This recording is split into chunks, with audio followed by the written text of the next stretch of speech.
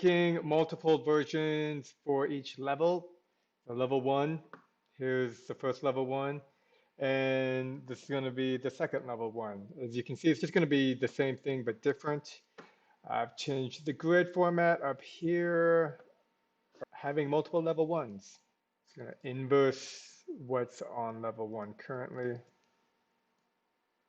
That over there, that over there. Look at that, making progress. It only took 30 minutes to get the live stream working. No complaints, let's just get to it. I can complain later. Ah, come on. Okay. Using the Snap Grid, a special shout out to Vlad for helping me learn about this. I'm using Buildbox 3 for 1 year and did not know about the Snap Grid system, so you would see my surprise.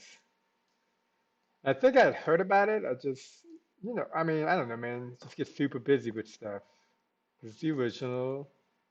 Oh, I gotta move this.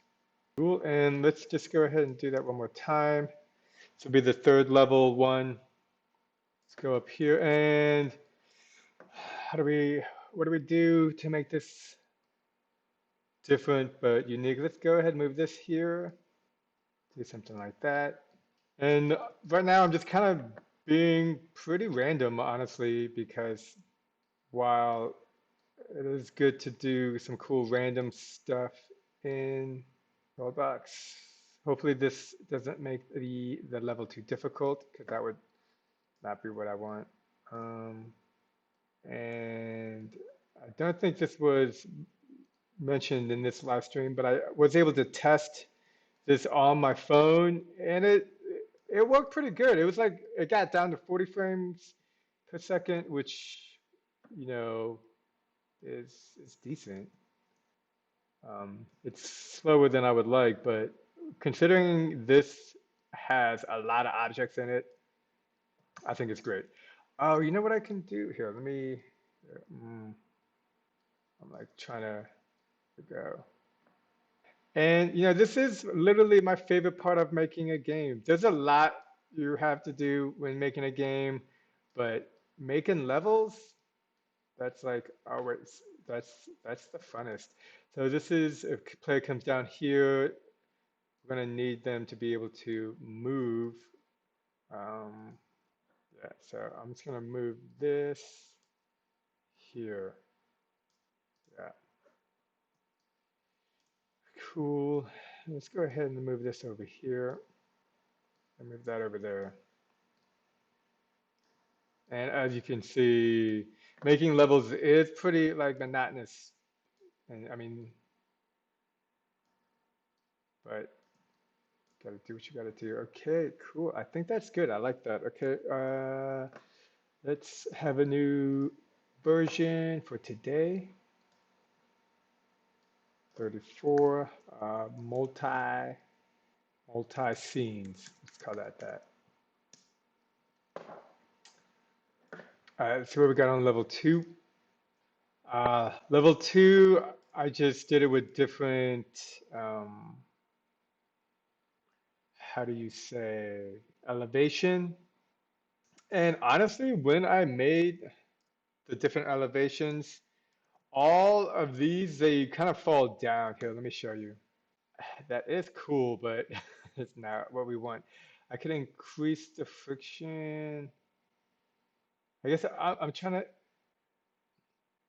oh, that's cool. Wow, the frame rate is a lot better today. Oh, you know what? I'm not recording the screen.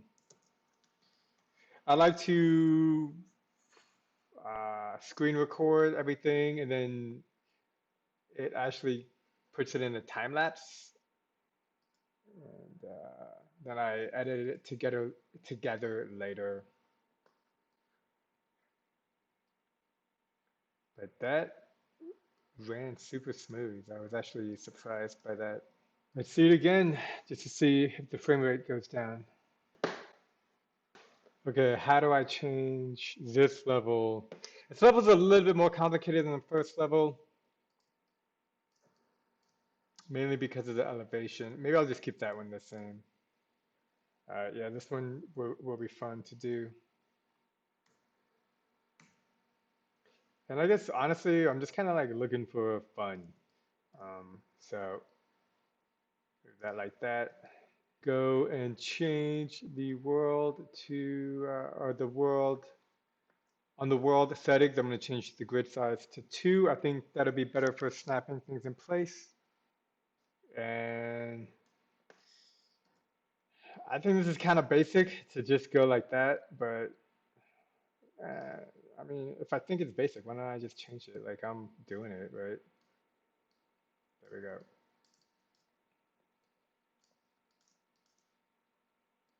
Grab it, and there we go. This is going to be a multifaceted level cha option. You get 3 options in this one. Go left, right, and they'll probably all be. I'll make the middle super difficult because, yeah, that's just what I'm going to do. Oh, got to be careful here. I have my border. Where's the border? It's this one right here. Uh, this is if the ball or the player hits that, then um, you die. So I created a base outline in each scene, each level, because before, if you fell through, then you could possibly just be falling forever, and that's not good gameplay. This is the end, so let me, yeah, I still need a better ending, or yeah, better way than just landing on the platform. Yo, downtown, what up? Yeah, good vibes. I'm listening to good music. I would totally share it, but I'm not sure how to do that. But making levels, making levels. All right.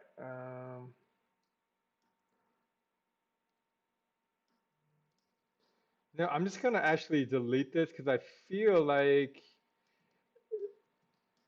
these previous levels are kind of influencing what I want to do, and I don't want that. So to get rid of that, I'll just delete it. So now I'm not influenced by them. I think that makes sense. Yeah, of course that makes sense.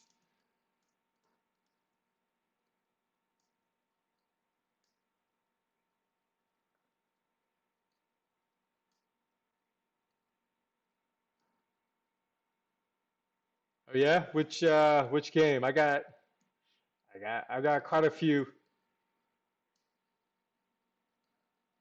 The rolling balls, I think, is it raining outside? The rolling balls, that game has a lot of influence in this game in terms of mechanics. Um, but yeah, I got a lot of.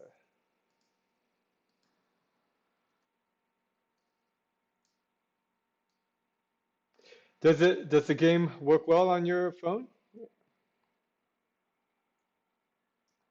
So it's very cool to get direct feedback on performance issues.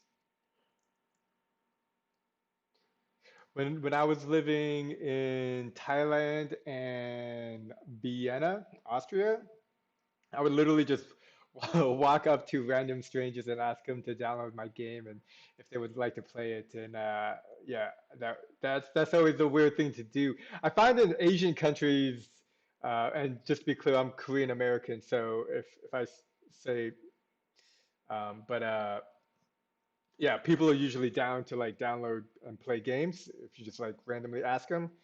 But in European countries, people are just looking at you like you're a weirdo. But you know, hey, there's nothing wrong with being weird.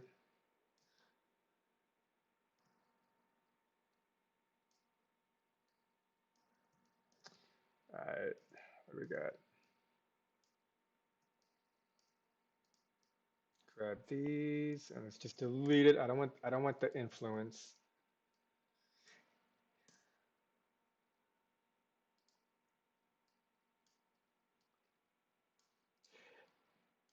Yeah, I know a guy who actually taught me a Unity course back when I lived in New York City. It was really,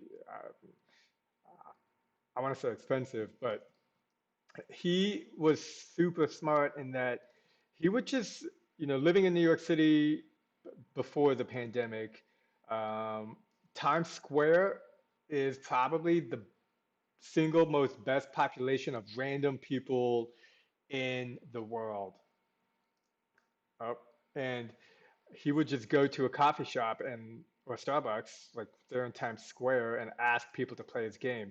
And the very cool thing about asking random strangers to play your game, other than the fact that you personally feel weird, can you make your game jam game for mobiles?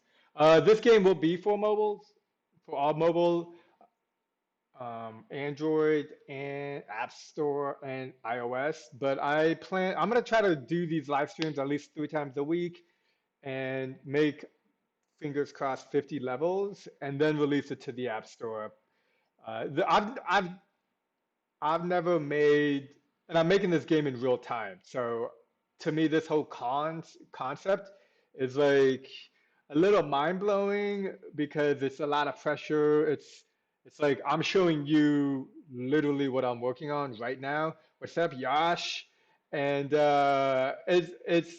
it's weird because it's super insecure. Like I'm super insecure about my game and my game development skills and troubleshoot. It took me 20 minutes to get this live stream going, and I've been doing this yesterday and the day before, and then I just hit a button. But today I had issues, so this whole process is new to me, and it's kind of forcing me to work on this game every day for hours, which is literally what I want.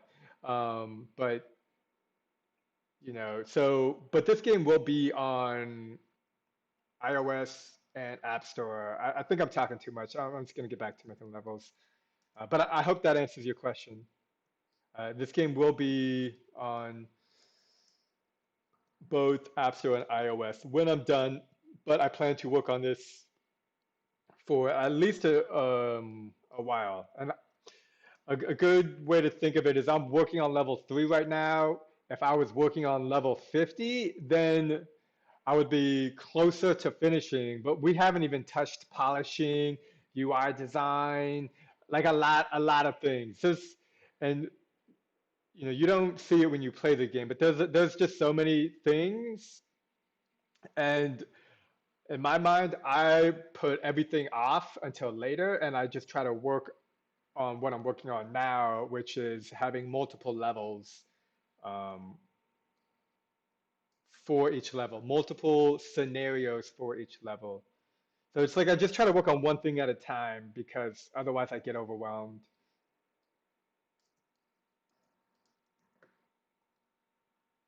I message you, don't reply. Yeah, yeah. So sometimes, so check this out. I just now figured out the chat thing, and I'm just slowly getting into trying to get the best setup for the live stream, for answering questions. And apparently, there's a whole button on the Restream IO that allows me to see all the questions.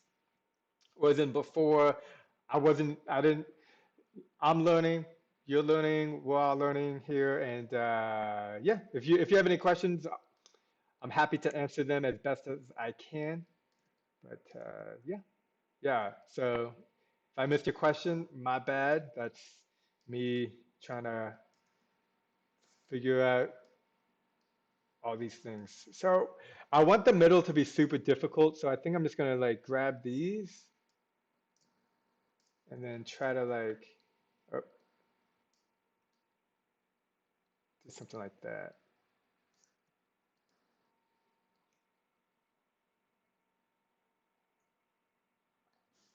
Cool. So let's take a look. That middle lane looks super difficult. Nobody should want to go down that. All right. A super important thing to do in Buildbox is like learn how to just move around, press spacebar, because it's all about the angle you view. I have a whole tutorial on this, but the angle you view determines the angle in which the copy and paste work. Okay, and let's go like that. Yeah, cool. Let's grab these bad boys and delete. Thanks, downtown. All right, let's see this. Ah, nope,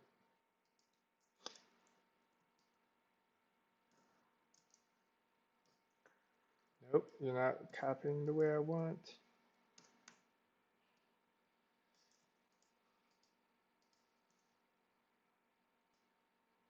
All right, let's move this over here.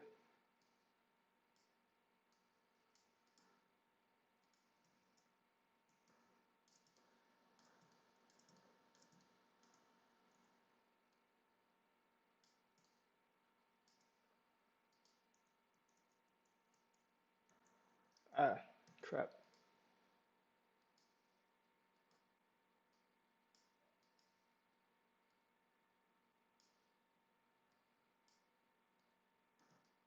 How does that look? There we go. Let's go ahead and add one more there. Cool. It's looking good.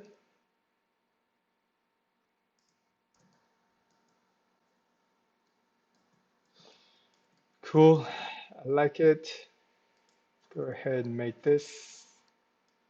Place it here. And this one over here. And let's save it.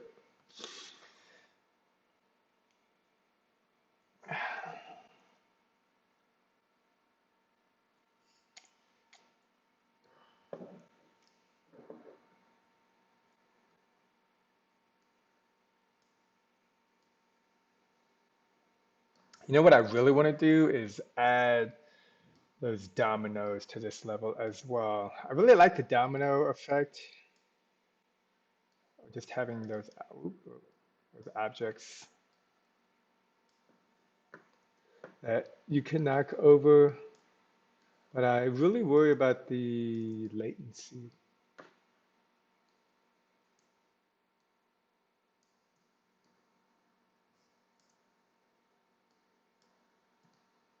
All these, okay, they all look to be the same angle. I was learning about Unity, but I didn't know how to do scripting till I found Buildbox. But my plans were to make multiplayer games, so I will try to make something with Buildbox. So you're so downtown. Sunny, you know that Buildbox doesn't have multiplayer game functionality, right?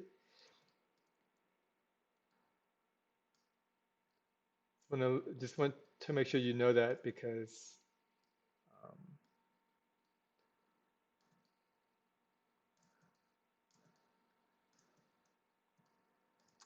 and to be clear, Unity is the industry standard. Like I'll do this for fun. I do this because I gotta wake up and I gotta do something, and this is what I choose to do. But Unity is, I don't even know if Unity, I'm sure, I bet Unity has gotta have multiplayer. I would assume. I have no idea. No, no, oh, okay, cool, cool. I just wasn't sure. I wasn't sure if that was you or somebody else.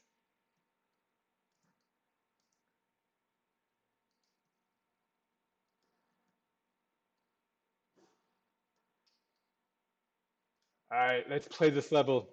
Wait, let's save it and play it. Always save before testing because if you test before saving and it crashes, that plays with your sanity. Okay, so this is supposed to be super difficult. You're not supposed to go this way. Obviously, oh no, I'm dead. And then this way is easier. Okay, I'm dead. This level is actually more difficult, and later, not right, not right now. I will go in and I'll put all my levels on sticky notes and then like rearrange it level 1 to 20 or 50. Um, but right now we're just playing around. So we want to look at the frame rate. I mean, it is easy. You just have to, you can't be in a rush.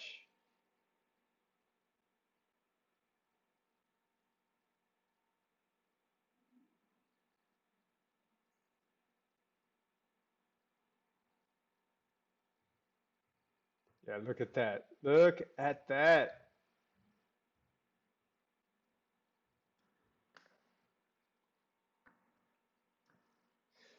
You can actually make anything you want with Unity. It's actually easy for beginners, but games made with Unity are really has lots of bugs and glitches.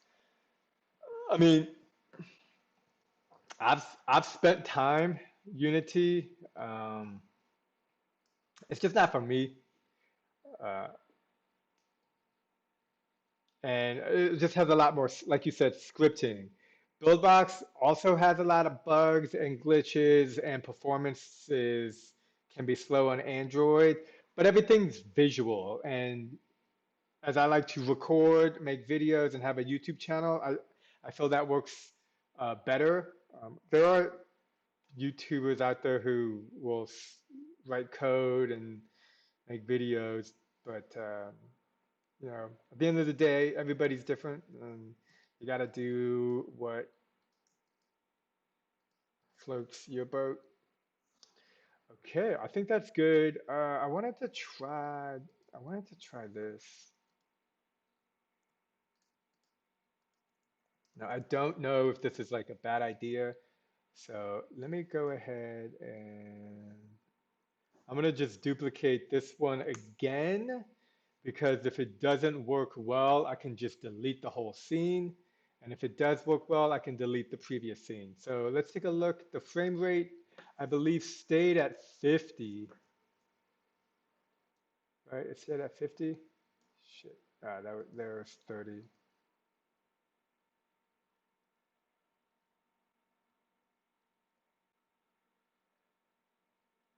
That's the shortcut in my game. You can just skip everything if you want.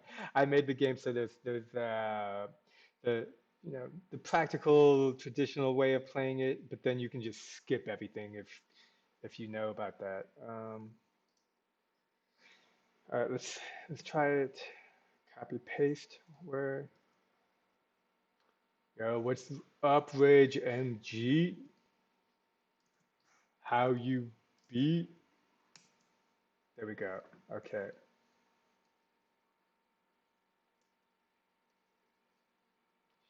Wait, that's not copying. Wait, why is that not copying? Oh, I have to go up here. So this is important with the snap grid system. Depending on what you're working on, you need to change to the grid size. So when I'm working on these small cubes and I want them on top of the cube, then I need to change the grid size to 1. But when I'm working on like the platform cube, then I change the grid size to 2, 3, or 4. Um, and the cool thing is it just kind of like snaps it in place and it looks great. So my concern is adding these will drastically slow the performance,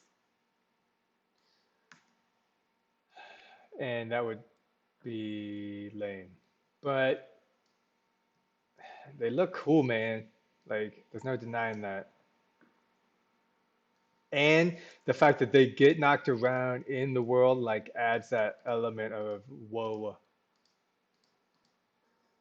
And that's the thing, when making a level, you want to make a level that gets you excited. Oops. And this level gets me extra excited because at the beginning of the week, I had no idea how to make these cylinder things spin around. And you wouldn't know this, but originally that wasn't even how they spin or rotate wasn't my original goal. My original goal was to make it go back and forth like a pendulum, but I didn't know how to do that, and I did find a way to make it randomly rotate in multiple directions, which honestly I think is cooler.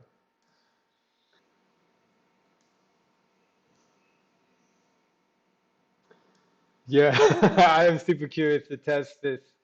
Like I don't think it's gonna be good. I'm just kind of hoping it'll be okay, but how can this not be like super bad on performance or frames per second? Like how this has got to be bad. Like I don't it just but you don't know until you test it.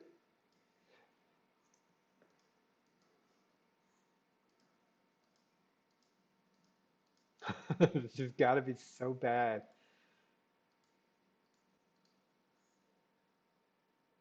All right.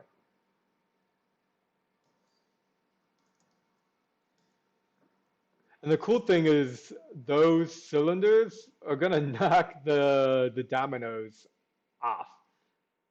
And once the dominoes hit the ground, they'll actually get removed from the game, so that'll free up the what is it? The software,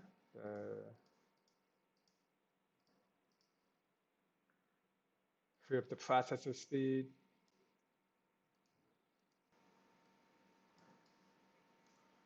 Cool. I mean, this looks good from the aerial view. I gotta say, it looks pretty cool.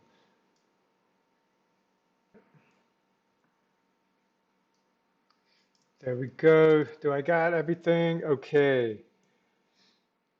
Let's save it and give this a go. All right. The other with no dominoes, it's 40, 50 frames per second. But this does. Let's see. We don't know. Wait. Whoa. Whoa. Whoa. What is this? What are you? Let's delete that. All right.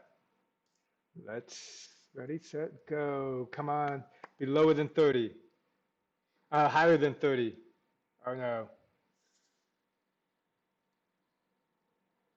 You see, everything is interacting. Yeah.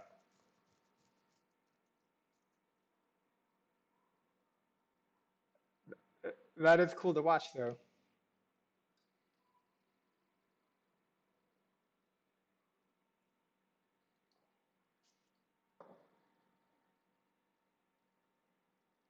All right, so once everything gets knocked off, it looks like it gets to be around 30.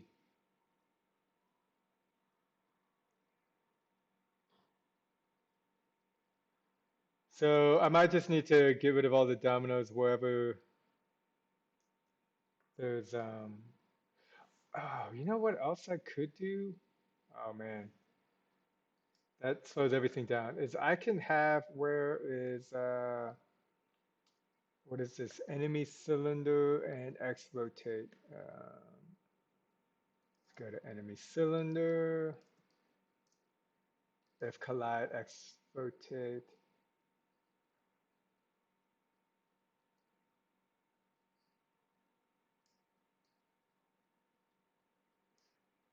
So let me add a wake up spawner.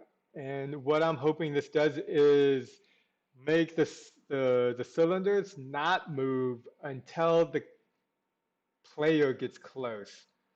And then when the player gets close, then it starts moving, right? The distance, I think 1,000 has been what I've been using, and then like 500, half of it, so it stops moving. Okay, look, super slow, frame rate of 15. Ooh. And I am super curious to test this on my phone because my phone works better than my computer because I have a bunch of stuff going on. But look, you can see the ones back here not moving. So the cool thing is that it's working,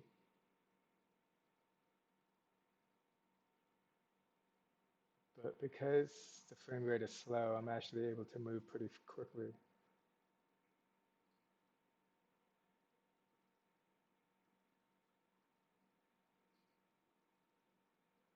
Um, it's not bad. I do like that more in terms of the wake up spawner, so I'll definitely be using that more. Um, I think I'm gonna keep it. Oh, wait. This over here is missing. It's missing some.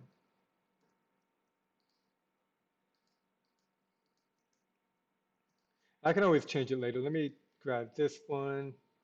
Um, I'm just gonna put an X next to it, or maybe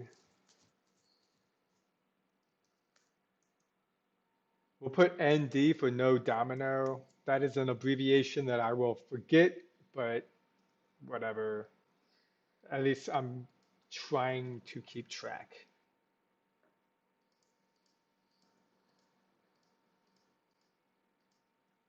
Wait. Hmm. Trying to think if there's anything else I can do.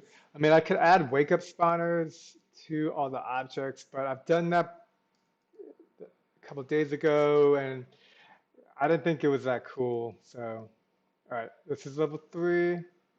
This is one level 3, and this one has no dominoes. So I'm just gonna complete making the different level, and then I think adding dominoes will be something I'll do later down the line. All right, so let's just go in here and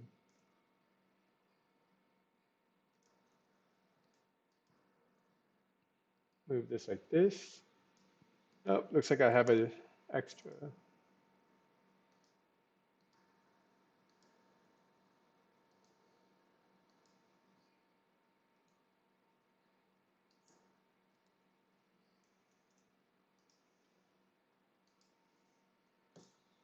All right,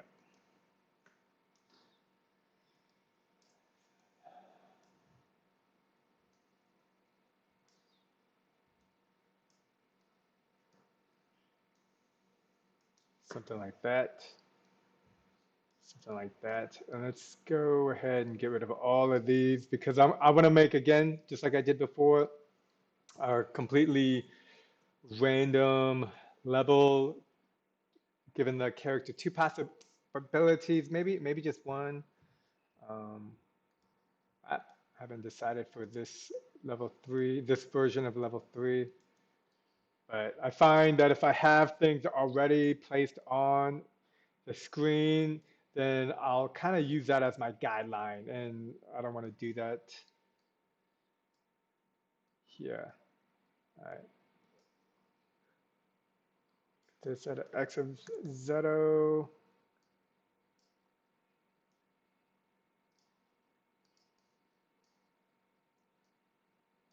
Cool. Okay, and now let's just level design. So I'm gonna make this similar, maybe? I don't know.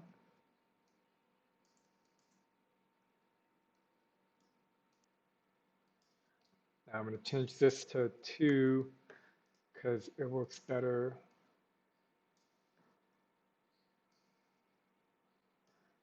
Let's change it to, what is 3 like? Is that, yeah, no, we want 4. 4 is best for this grid system.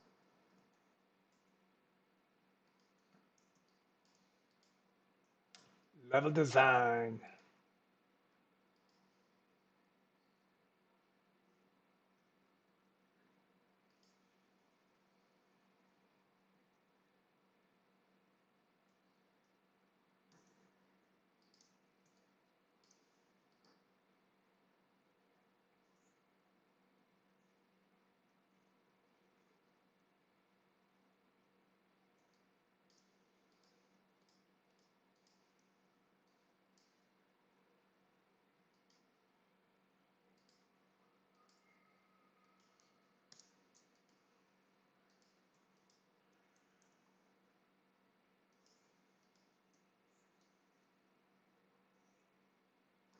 Oh, I'll have to change the snap grid to get the cylinder in the correct place.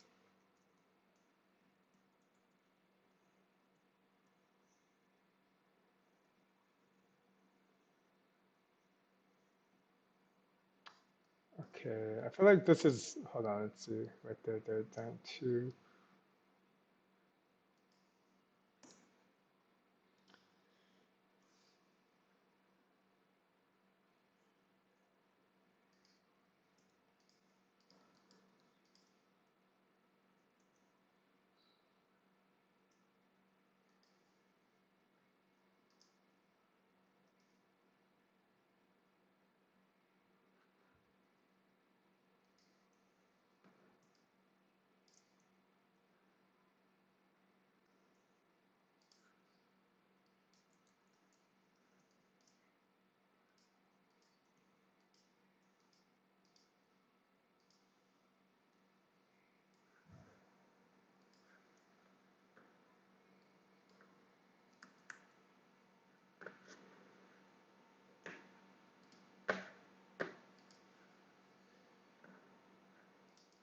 okay, let's grab that and move it here in those center spots.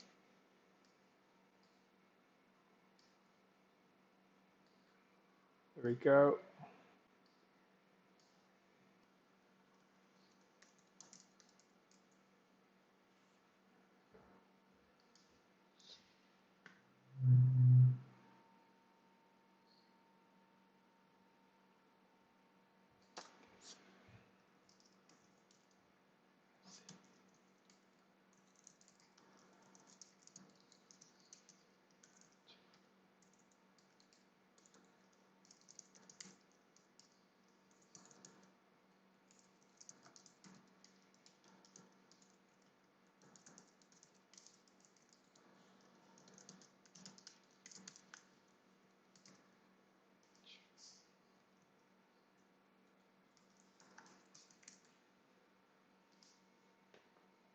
Okay, and let's play this level.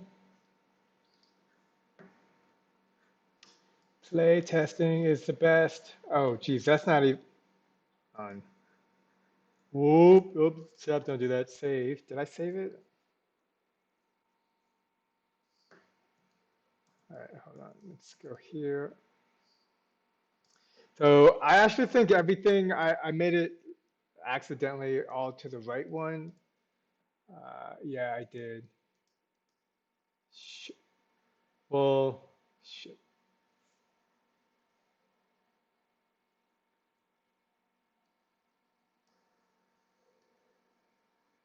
okay. Let's try something. Yeah. Okay, so this is the correct position. I was hoping it would, let me just do it. I'm not exactly how to explain it with the words that come from my mouth. Okay, I'm gonna grab all of these babies and yeah.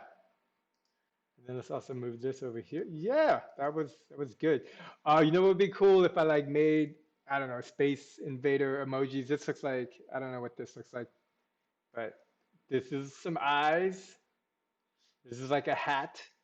This is the body, and it's off over here.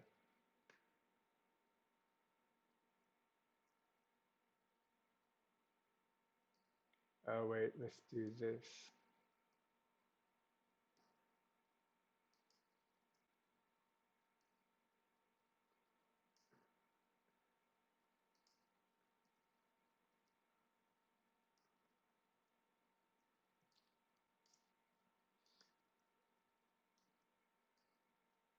To do this, then it's like it's got little feet,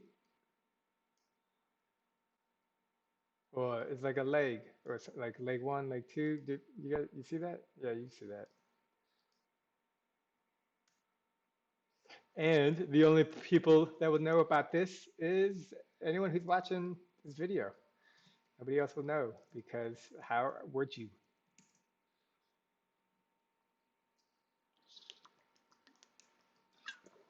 Now let's test it.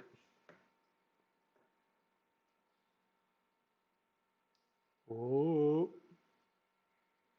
Okay, so I need to add another cylinder there, cylinder here.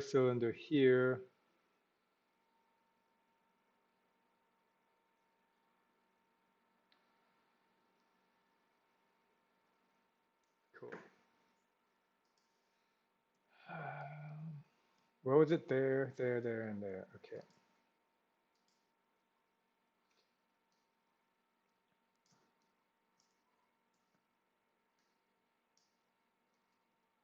Yeah, there we go. If you notice, some of these cylinders are a little too high in the sky. So we just grab these four and there we go. And that's all that snap grid. Like the snap grid is huge. I think we look good. Okay, we're missing one there, missing one there.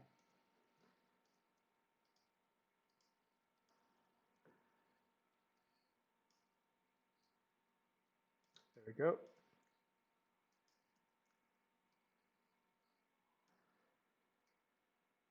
There we go. Let's save it.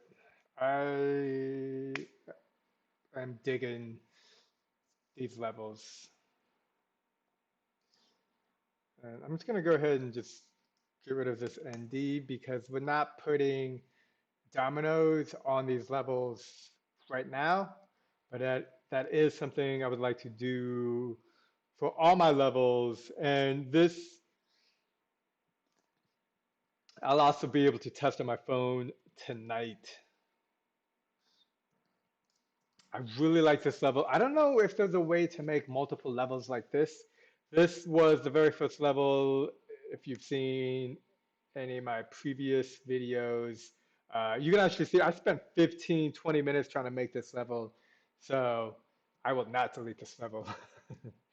um, but let me play it and see if there's anything that will come to my mind in terms of things that I could do to make this more engaging or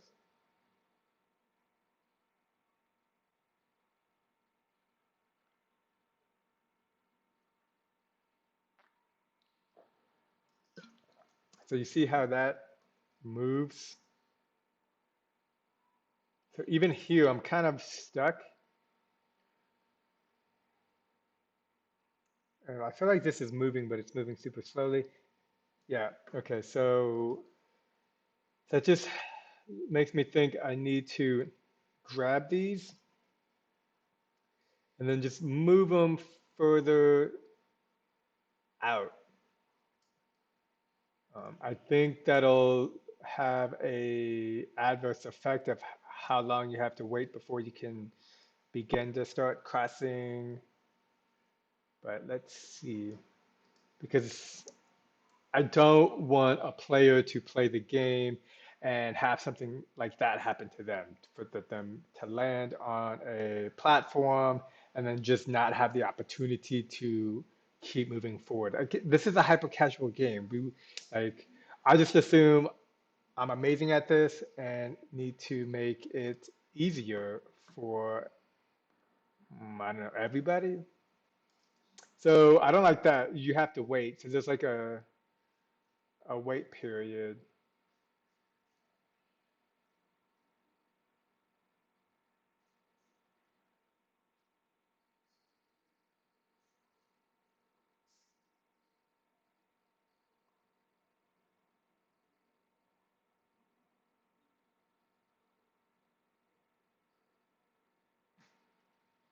This is a lot better. I'm gonna try it again just to see. That was really slow for the if collide to register. I mean, I think I should just maybe have random, how do you say, platforms already so that you get that, so that you can already see what's happening, even though these haven't spawned yet. And they spawn. here, these are the X move. Mm, all right, let me, let's see, spawn R cube. Let me go in here. Let's see, this spawns a kinematic cube. Okay, so let me back here. Let's grab a kinematic cube one. It's going to be 3, 3. I'm looking at these scale dimensions, and I'm going to grab that. 3.15, 3. This is on the -2 y-axis. Let's go ahead and move it something like that. Yeah.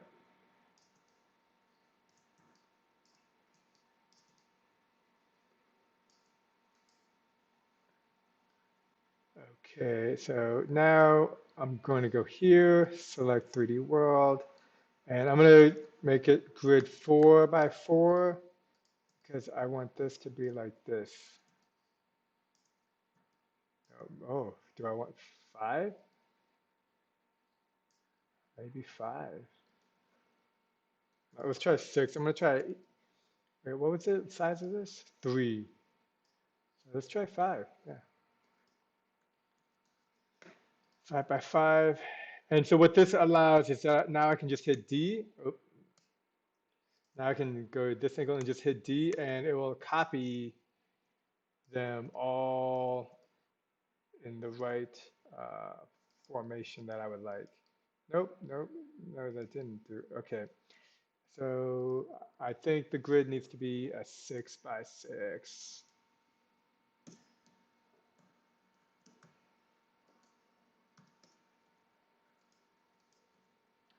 Oops. Again, it's when copying and pasting, it's all about the angle. Yeah, so you can see that they are kissing each other, but it doesn't.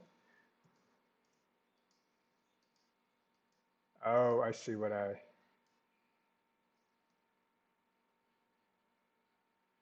Okay, so I mean, I want them to line up here, and you can see that it doesn't line up right now, but I'm gonna do that in a second. Let me copy all these first. Yep, and then select them all and then change it.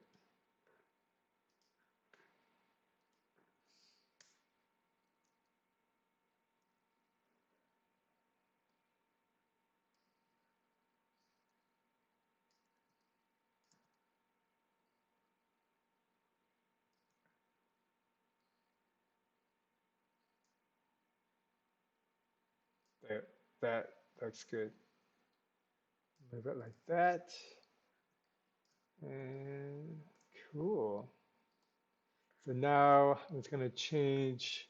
So this is an invisible cube I created that allows, uh, which causes the object to move in set direction. And in this case, it's X positive direction. So let's scale this to 10. Does that? No, 25.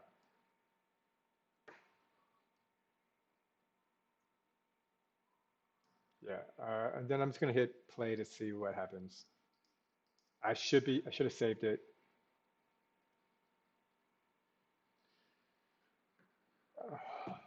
What's up, Sunny? So I've made roughly 20 levels.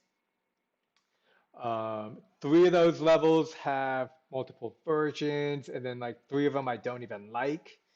So I would say overall 20. Oh, crap. I wasn't watching. Did that? Yeah. Okay. Okay. Cool. That looks good. Oh, hey, what's up, Diogo? Sorry, I just saw your message, and you probably left. Your game looks great. Thank you. Thank you. I think it looks great too. Why do you have scenes with the same numbers to randomize the scenes? That's exactly correct. That is exactly correct. So that if you were to die and it reloads scene one, you have three options. And yeah, and that is actually what I'm doing today. That is what this whole live stream is about. Um, yeah. Sorry I didn't answer your question sooner.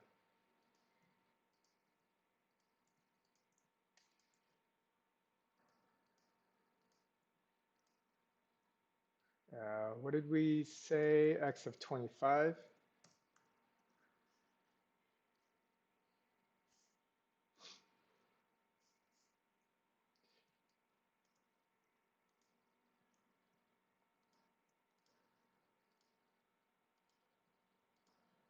Yeah, and there's even if you select the scenes itself, down here you can see there's a play cooldown. Ah, where did it go?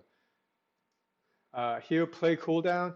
And what that allows is the ability to, if you have like one, so I think one or two would probably be good. Um, Probably one, depending on how many alternative options you have for each level.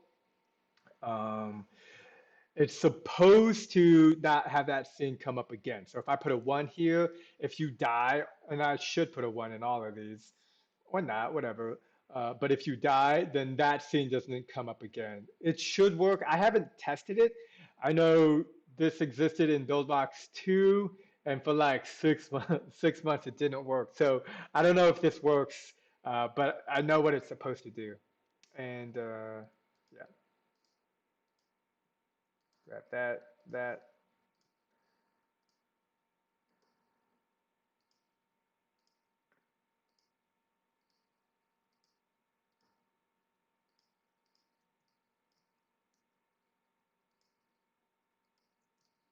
Make sure I got these. Okay, cool. And so what I'm doing, again, what I'm doing here is when you start this level, you don't see the spawned platform cubes for like 5 seconds. And I don't want the player to have 5 seconds of, I don't know what's going on. Did I do something wrong? And so I'm creating random platform cubes in the middle so it's like you have an idea instantly.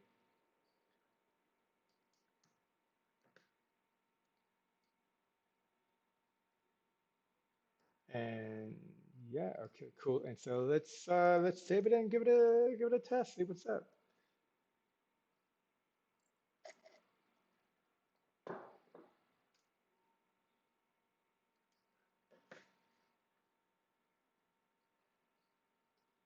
See, there's still like even here, there's it's like what am I supposed to do?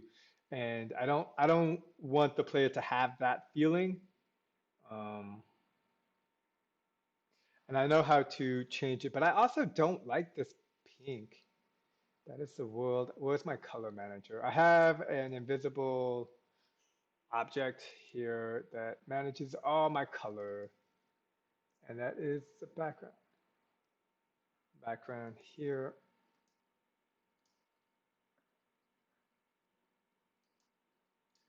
like maybe a little bit more hot. Yeah, maybe yeah, something. Let's try that. The issue is once you start changing colors, you can go down a rabbit hole of like 1 hour of trying to get that perfect color and never really get it. So always got to be careful. Okay, let's go to the top view for what I'm about to do here.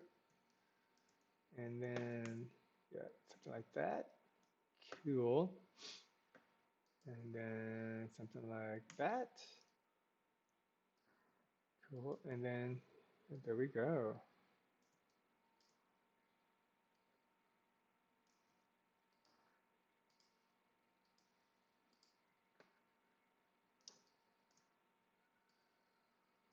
Look at that. Line up those babies. Whoa, whoa, whoa. Whoa, what happened? Control Z. Okay, let's grab the arrow.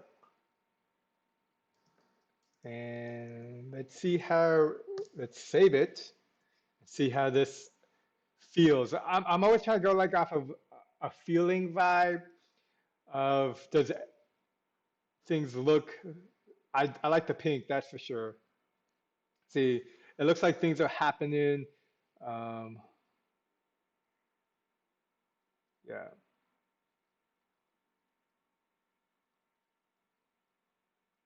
And then again, this level is literally based off of Frogger. So,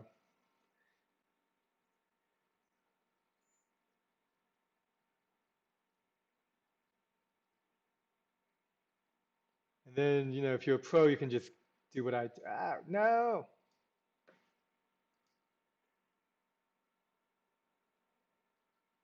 All right, I like it. I like it. I'm just gonna add one more here because I want, and maybe over here too, because I want the first couple of platforms to look not easy, but just inviting. I want it to be inviting, and there were still gaps here, and so now it's like there's no gaps. I mean, right now there's a gap. See, I don't like that. That to me is not inviting. Um, so,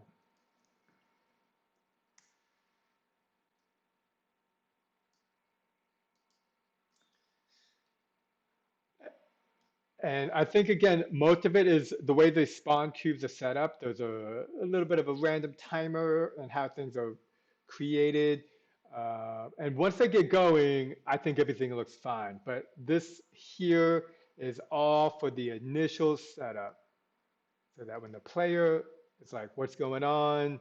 You can quickly be like, okay, I need to get on this platform and move here. And again, the level is not supposed to be impossible difficult. We are making hyper casual games.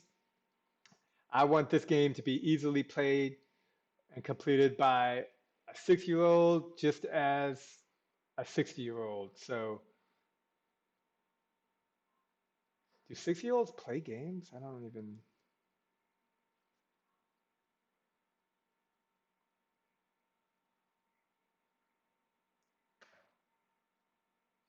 Where's the finish?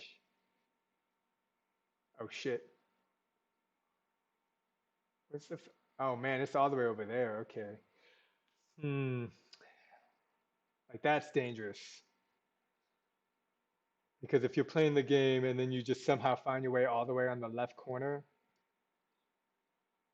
Okay, so maybe I need to make some kind of 3D arrows that point to the finish line. I'm open for ideas on how to make a cooler, better finish because, yeah, but I think when I make games, I just have something like that. Like, how can I make it a more easier, friendly finish each level in the back of my mind so that the whole time, like, let's say the next 3 weeks, and I spend, I don't know, a lot of hours a week on this game, that's in the back of my mind. And in the meantime, I don't know if you've seen my YouTube channel, but on the weekends when I'm bored, I'll just play games. So playing games is probably some of the best inspiration and ideas and see what other people are doing. Yeah, no, I like Blender. Blender, great suggestion, Sunny. I like Blender. Blender takes me a lot of time, but you know, if you want to make 3D games, then knowing how to make 3D models is helpful. Also, searching on YouTube for 3D models is also helpful. Okay, so level five. I like level five. I could probably add dominoes, I think. So one thing I don't know how to do on level five is you see how it spins like that? Like I want it to be like a T or a cross, but I haven't been able to figure that out. And then I created these bouncing things so that if you accidentally fall, oh crap, you can bounce your way back up.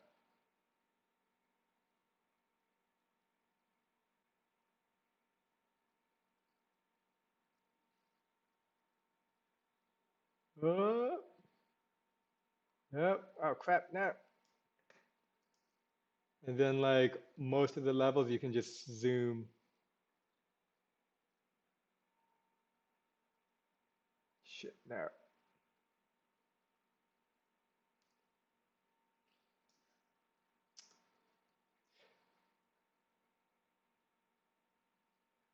You know you have a cool game. Ah, when you're playtesting it, you just you're playing around. That's how.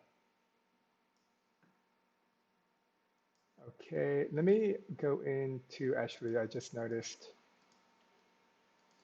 the confetti here. Oh, I want to make it brighter. Oh, my music has stopped. Got gold room. Why is the pyramid at the beginning of the level? Oh, great question, Sunny. The reason is that pyramid took me like an hour plus to make in Blender, so that's why.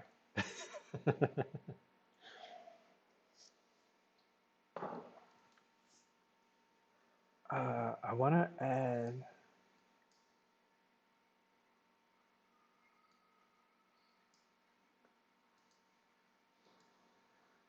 Here, let me see if I can do this. Wait, no.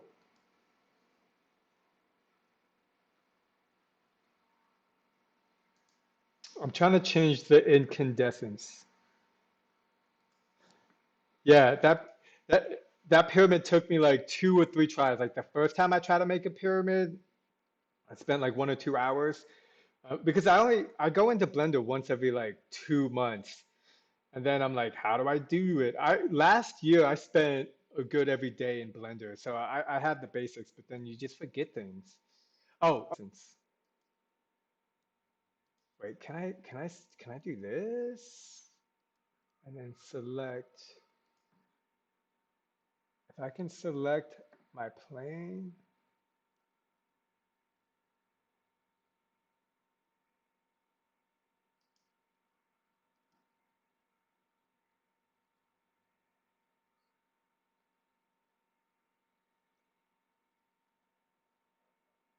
Mhm. Confetti plane 4. I want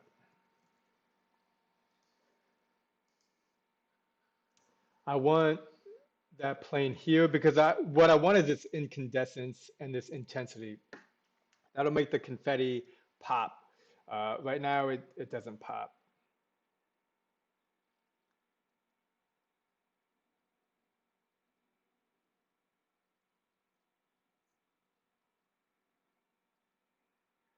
Um, but maybe I wonder if I have it and then if I just I don't think that's gonna do anything. Let's see. Let's save it and see. Let me save it under a new file name. Uh, Confetti glow.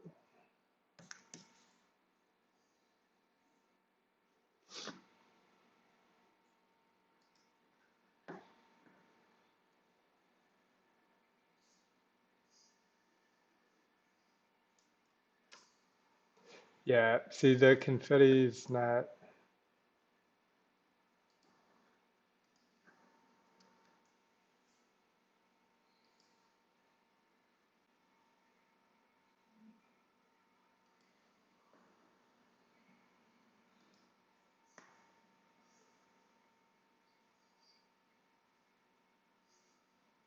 See, I don't see it. I think it's supposed to be here.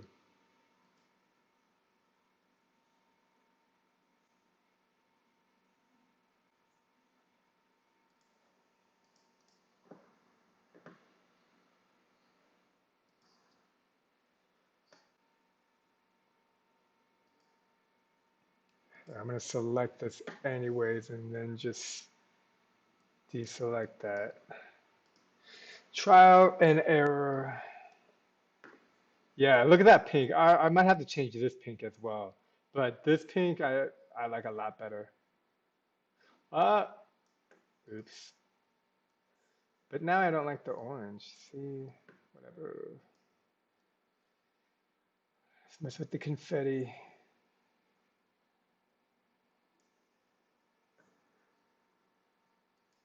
Not look.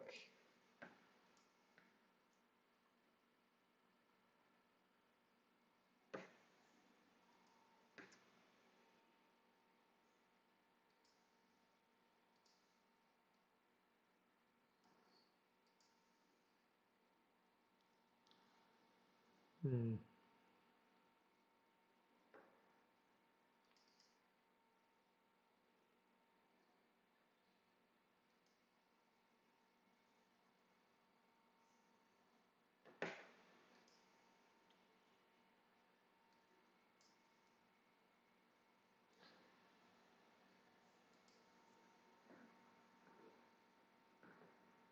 I wish this had random rotation capabilities as well.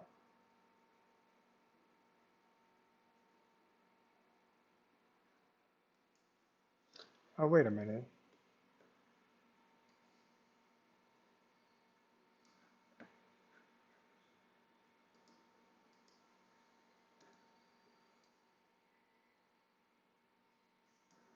Well, shit.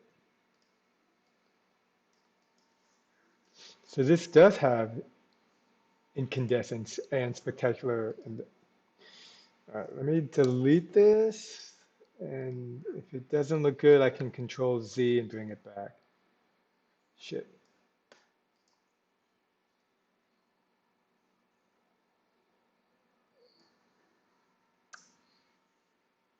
I think that was good actually. I think let's do that, and then let's double look at the scale and the sizes. Do one of these have sizes? Yeah, it's gonna double the size. I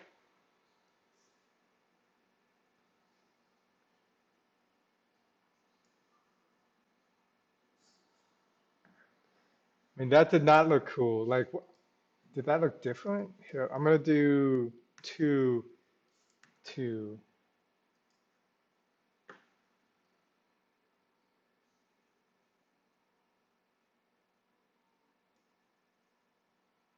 See that doesn't look cool. Adding hardness. I don't think hardness will do anything, but I'm curious.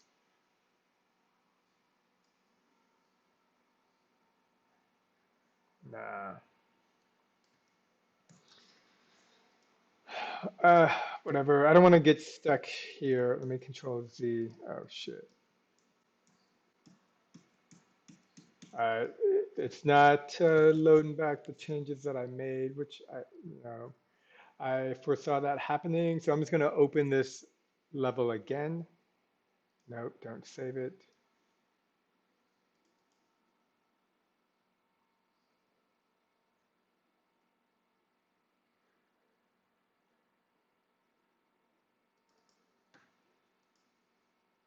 All right. Multiple versions of level 5. I think level 5 is good as is. Level 6. Oh, geez. Okay. Here, I need to at least grab these pyramids and flip them because right now they're upside down.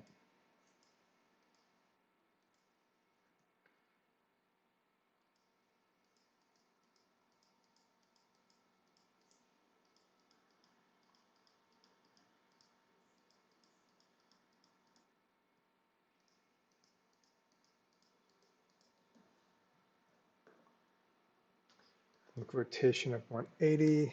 Yeah, there we go.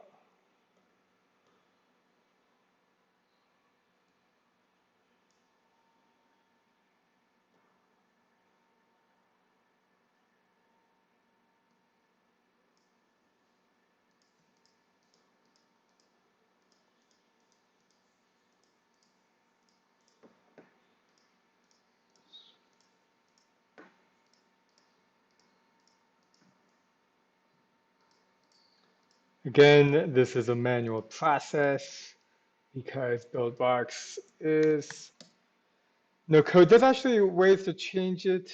And I'm flipping the triangle upside down.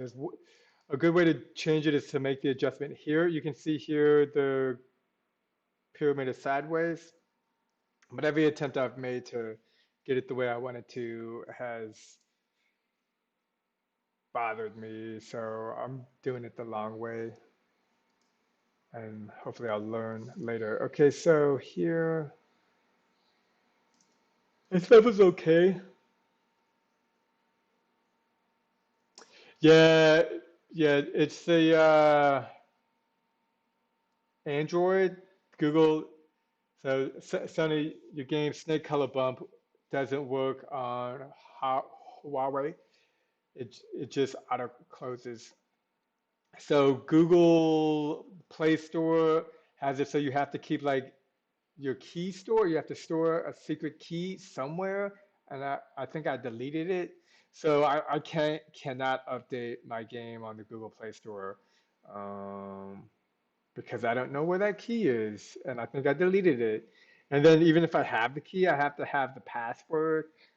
Basically, I was unorganized, and now my my game that game took 6 months to make, and I have a lot of devlogs on YouTube. I made that game in like Vietnam, Thailand, and some other countries, but super fun. That was the first game I ever did level creation on, and I just would sit down and like ideas, make levels. Um, but yeah, yeah, I should update that game, and it's a fun game. It's there's similar ones to it on the App Store, but yeah, Google Play Store. I don't know why, and it could also be a Buildbox issue has taken down a lot of my games. But then whenever I look on Google Play, the Play Store, it gives me data like two people have downloaded your game. And yeah, that's not a lot. So, whereas in like the App Store has more people. But I also think Buildbox is kind of better on Apple or iOS than Android, especially Buildbox 3. Buildbox 2 is a different story, but yeah.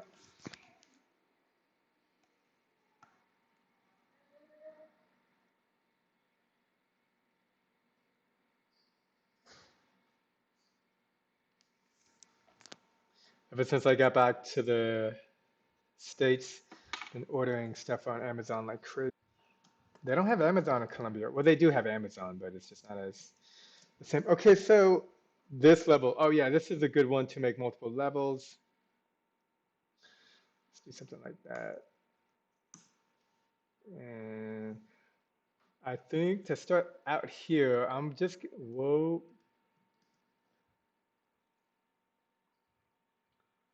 let's make that invisible. No, no. So, well, App Store, you have to pay 100 US dollars a year. And the Play Store, I think, is $20. So the question is, do you have to pay any fee to publish a game on the Play Store or in the App Store?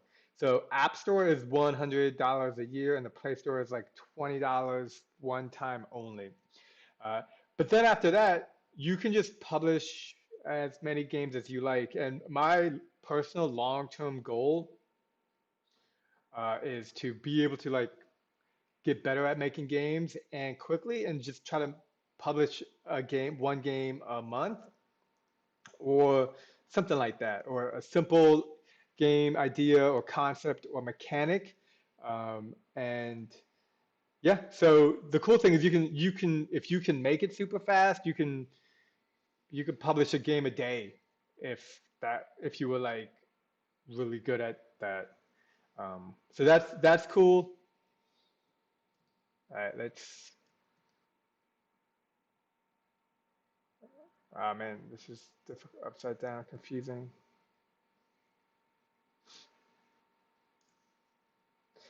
So like this game, I'm gonna spend like a month working on it because um, yeah, I haven't done that in a while. I haven't like spent a lot of time, and it's weird because when it's like the more time you invest in a game, the more you want everything to be perfect. And that's super tough, man, because when you want everything to be perfect, it's never perfect and it takes forever. And that's kind of why I was doing, infinite quick games. Like I think I made like a Flappy Bird clone type of game in like 3 hours. And then I had it on the App Store. And some other games in like a couple hours because that's like instant results and instant it's on there and you can play it. But something like this game is I haven't even begun polishing, and polishing itself is like just being super critical about everything and trying to make it really nice. And it takes time. And then I almost feel like at the end of it, you're never really happy, but you're just more tired of trying to make everything perfect and you don't want to do that anymore. So you release it, which is okay. I think the whole thing is a learning process.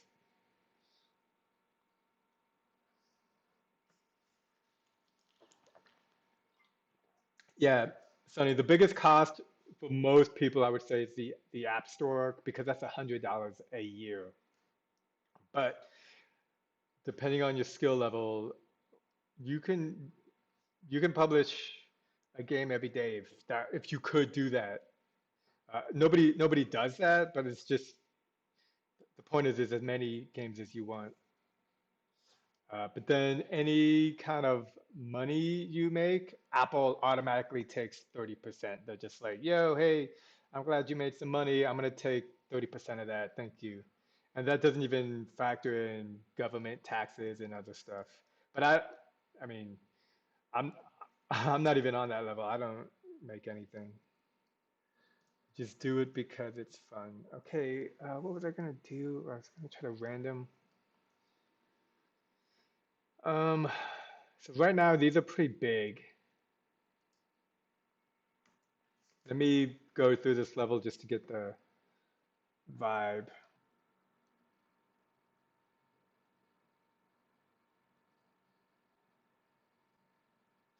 You know what? I remember what I want to do.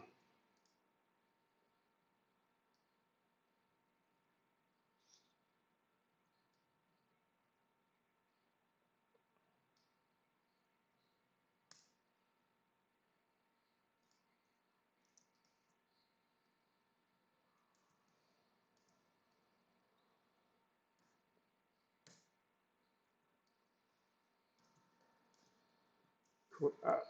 I could maybe do like the snap grid system thing again. It's man, I'm getting like a zit in my beard. I'm gonna shut up. Nobody needs to know about that. TMI.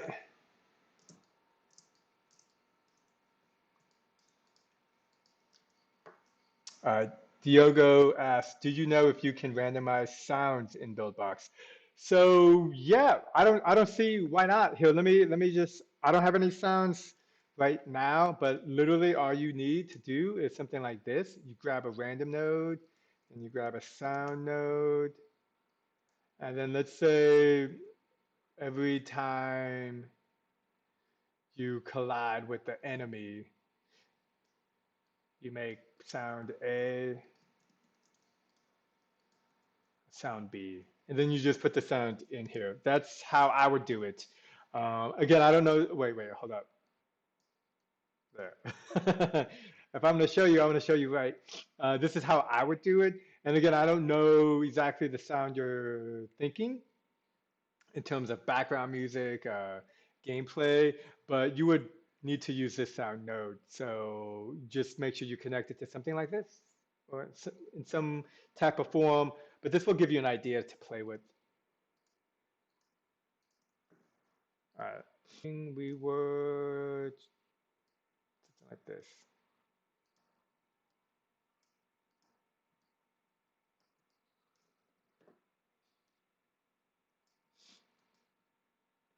All right, Sunny asks, so I have to leave the live stream because it's.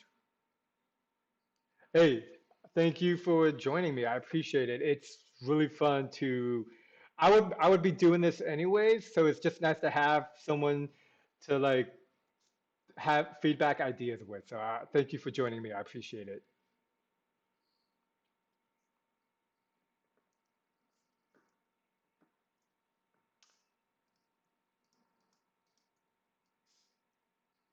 All right.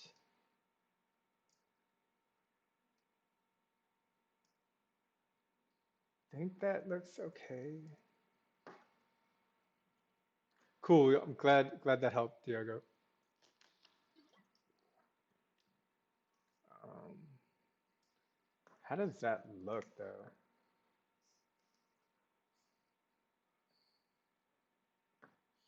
Meh.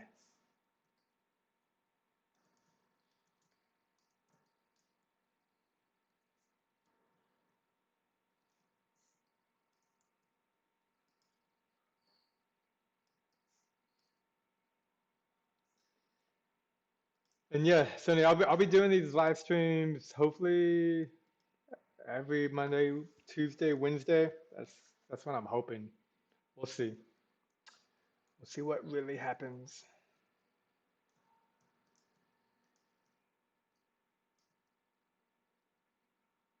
All right, that looks like what I'm going for.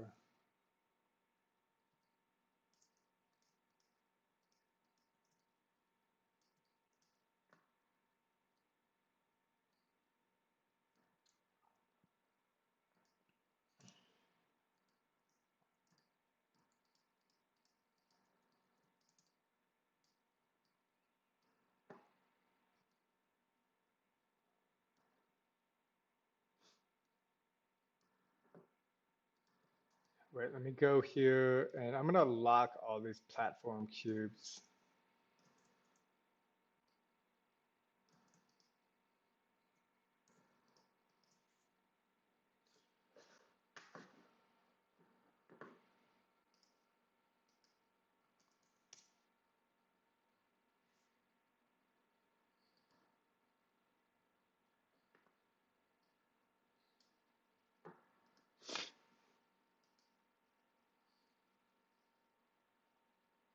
What is today? Wednesday?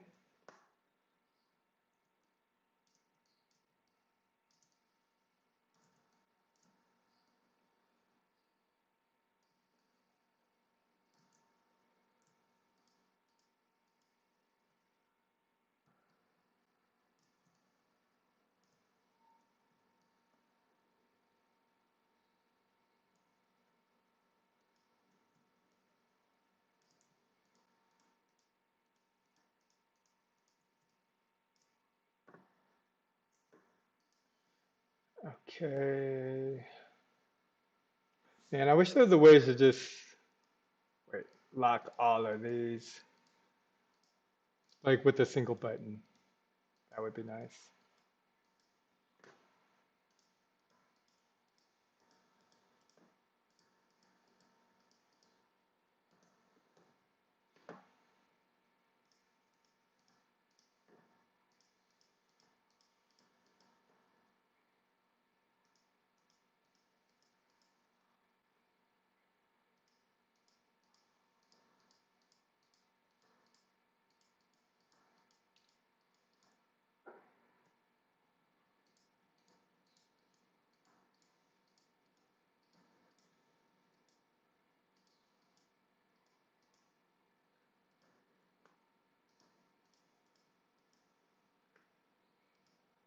Cool.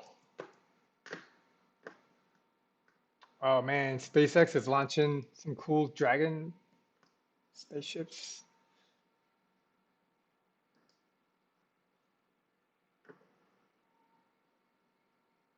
Ah,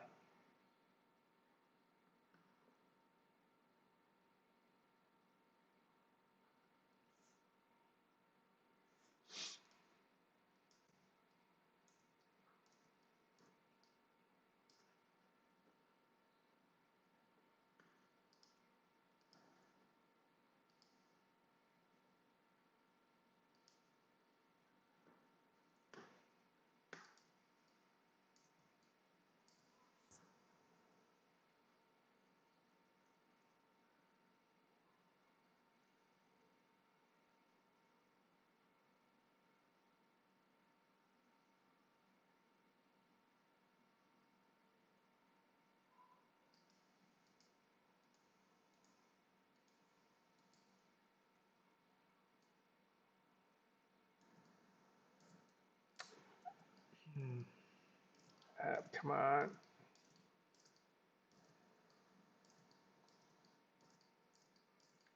I think I should leave spaces between these. I don't know. Let's try that. Save it and take a look.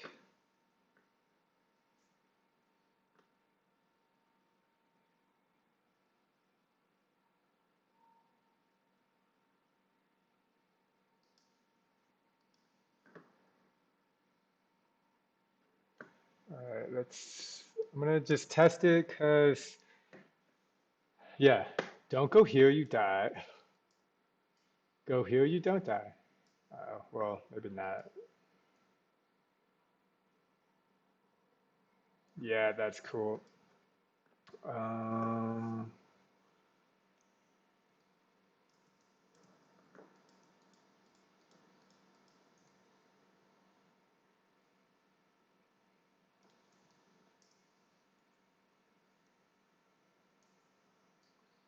do something like that.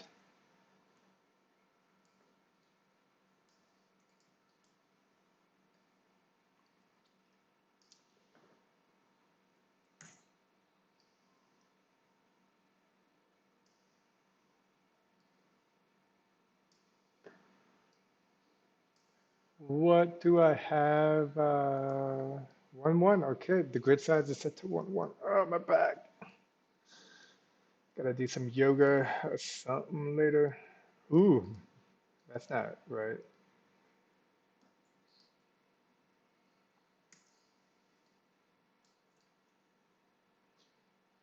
I like the way that's set up with the 4. Let's see if I can't do something like that here.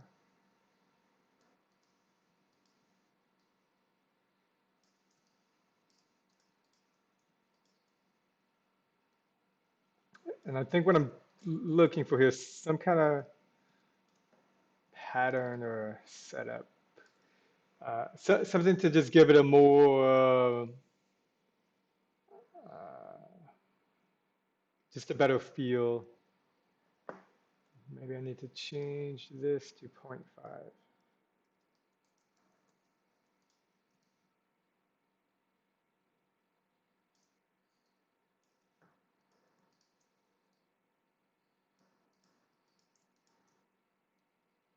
Yeah, like that.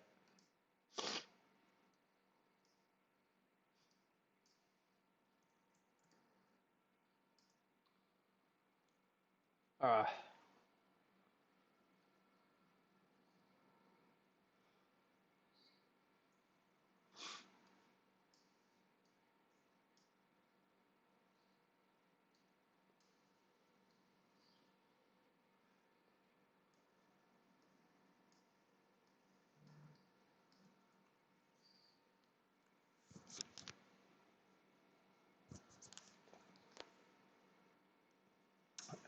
Man, sometimes people just want me to do everything. Can you send me, sorry, dude. You'll have to do your research. Good luck.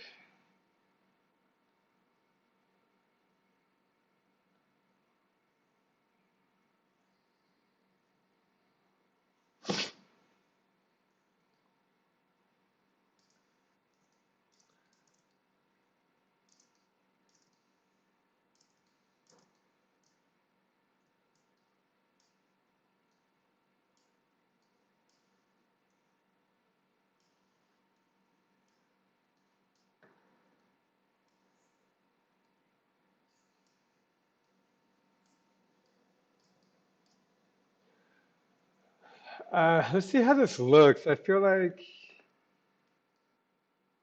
I mean, I do like the 5 pillars. That looks very organized. The organization of that makes it look like, oh, hey, this is official. And then, yeah, so I'm gonna keep everything to be in, yeah, let's go like that. Like that, like that, like that. Looks good. And we can add a couple of these.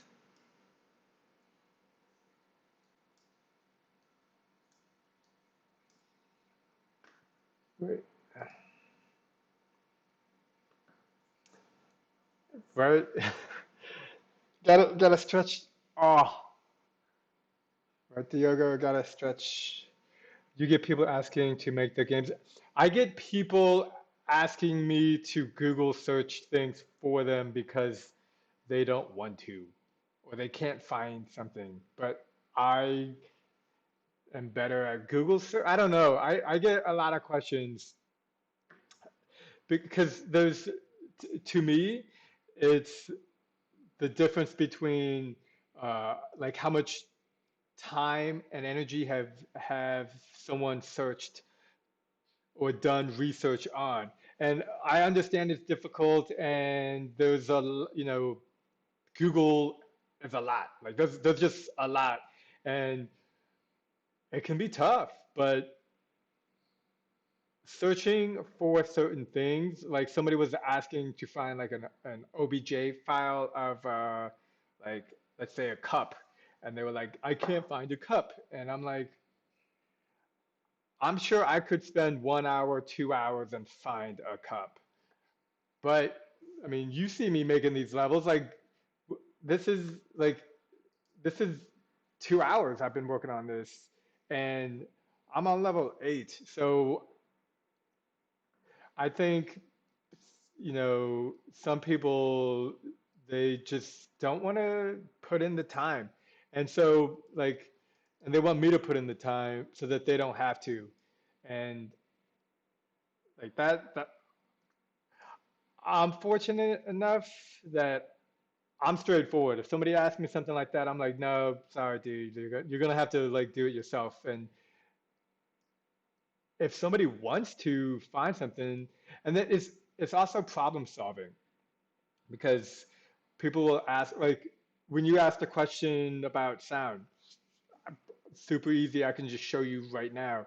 And if somebody asked me the question like on the live stream of how to save, like like it's easy for me to just go here, you get player, and like here, this is what you need to save.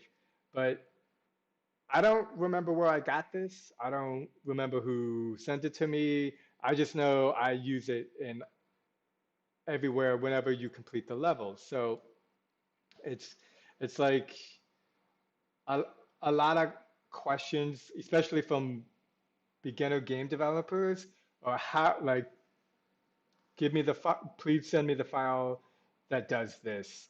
And I'm always I look at it like multiple ways. I look at it like that person could easily be 14 years old and just not know. So I try to be as empathetic and polite as I can, but then sometimes it's like you need to do your own research, and e- even just doing your own research will make you better at finding things down the line. Like if you spend an hour looking on the Buildbox forums or looking in Discord, and like that hour, and and if you find nothing, and which has happened to me like a million billion times, if you find nothing and get frustrated, that is like grinding your way to become better at searching for information. And if you want to make games, you have to do that. Like you have to. It's almost like a rite of passage, in my opinion, because it's difficult, and sometimes people help you, which is great, and sometimes people don't, and that's okay too, because people are busy, and like it's a balance. But yeah, like I think I blocked the guy who asked me to like Google search something for him because he didn't want to. And I usually do not do that. I was just I had never had that question before. I've had questions where it's like, hey, can you send me this? And I'm like, I don't even know where it is. But yeah. And it was it was funny because the dude was encouraging. He was like, I'm sure you'll find it if you just search really hard. And I'm like, man, like you should be telling yourself that. So, you can't, some things you just can't make up. Some things you just can't make up. But again, I always try to be empathetic because it could be like a, I was 14 once, but that was a different world.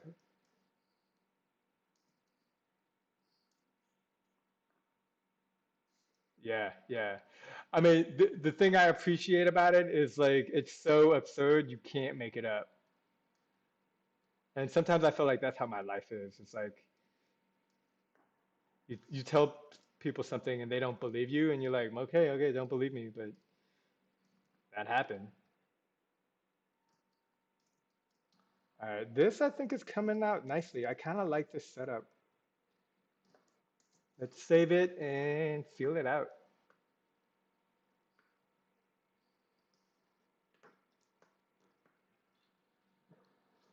Okay, so if you just zoom in, you die, but you go slow.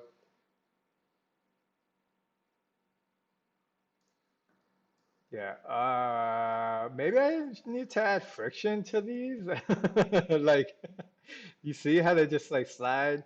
And I think I forget why friction is, I forget why I did that. Let me take a look at some of the other levels because, oh, you know what? I did it because it felt better in these levels. But I'm going to change the friction again, and then I'm going to test both levels because, and it's for the R cube and what was it? Enemy dynamic, enemy dynamic ball. What's enemy? Let's grab that one as well. Enemy dynamic cube. Let's take a look at the friction here is 0.01, but let's try zero point 0.1. Okay, so the dynamic cube and 0.01. So let's try this. Let's save it.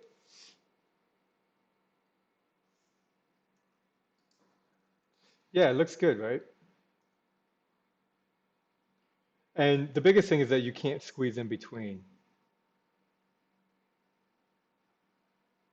Oh, you know what is an issue is that you can't see the character. So I created something, but then I accidentally deleted it. So let me.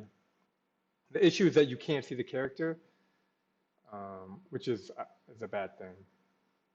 And I don't think I figured out how to do that. But even here,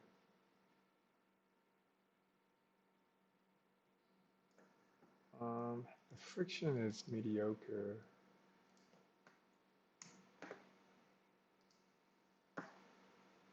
See how the friction is on here? Frame rate about 30.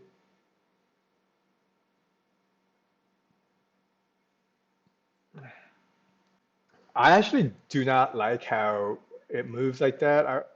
To me, that feels kind of fake. I'm not sure how to change it though. I don't think they're floating. I think they are on top of other cubes that didn't move. But let's double check that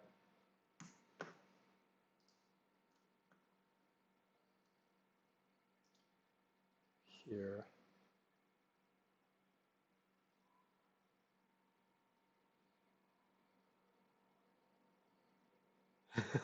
That's so cool.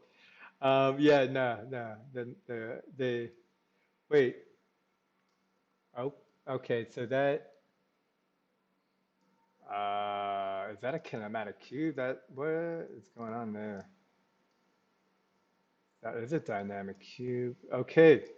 It looks like some of them are floating. I don't know why.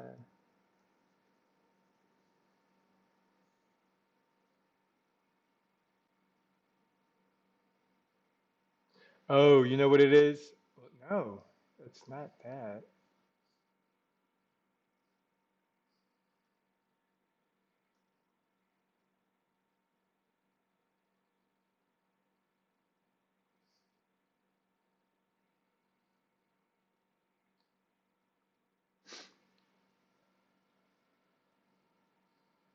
Like that cube should not be in the air. I don't know why I'm like leaning over like that's gonna help or something.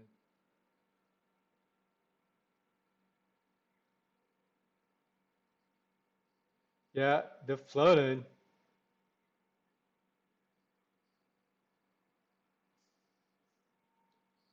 Ah, man, so many game ideas. Like you just have a game where you just push things around. That's the trouble with game ideas is that they don't stop coming. But you gotta finish the game. Yeah, that's not good. Thank you for catching that.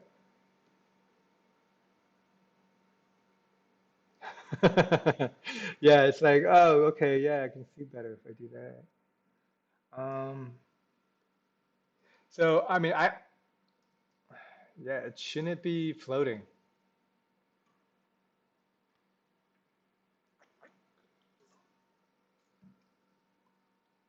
Um, maybe, you know what, let me try giving it some space. Maybe there's some like kind of connection issue. Whoa,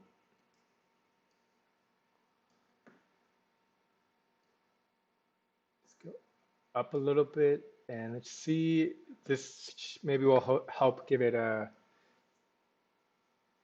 momentum or something.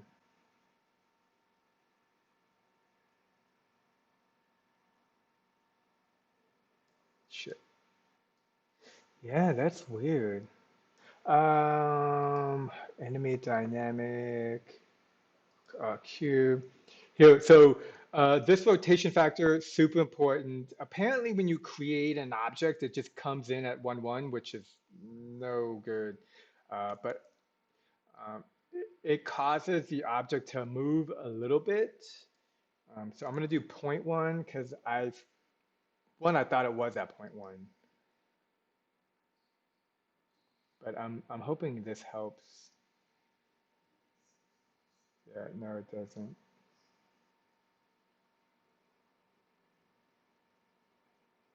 Okay.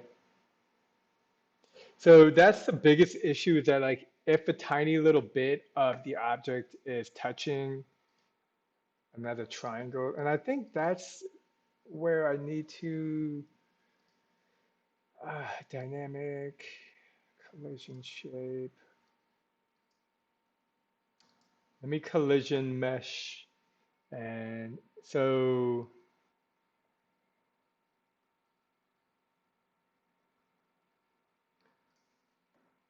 where is my cube? Here. So I think here, let me uh,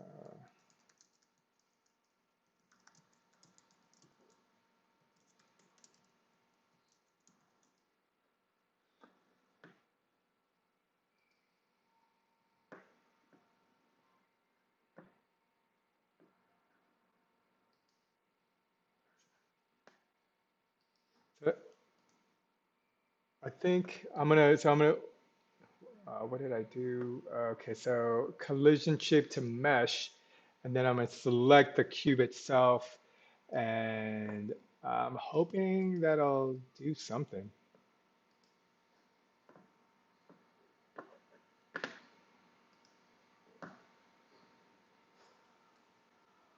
Oh, look at that! It's floating in the air.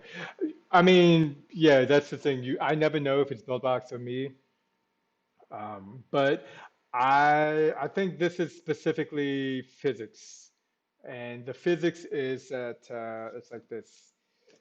Here's the cube. The physics doesn't do this, right, with gravity, and it instead does this with gravity, which obviously isn't realistic. So I think that's what's happening. And to change that, I think selecting here to hull maybe,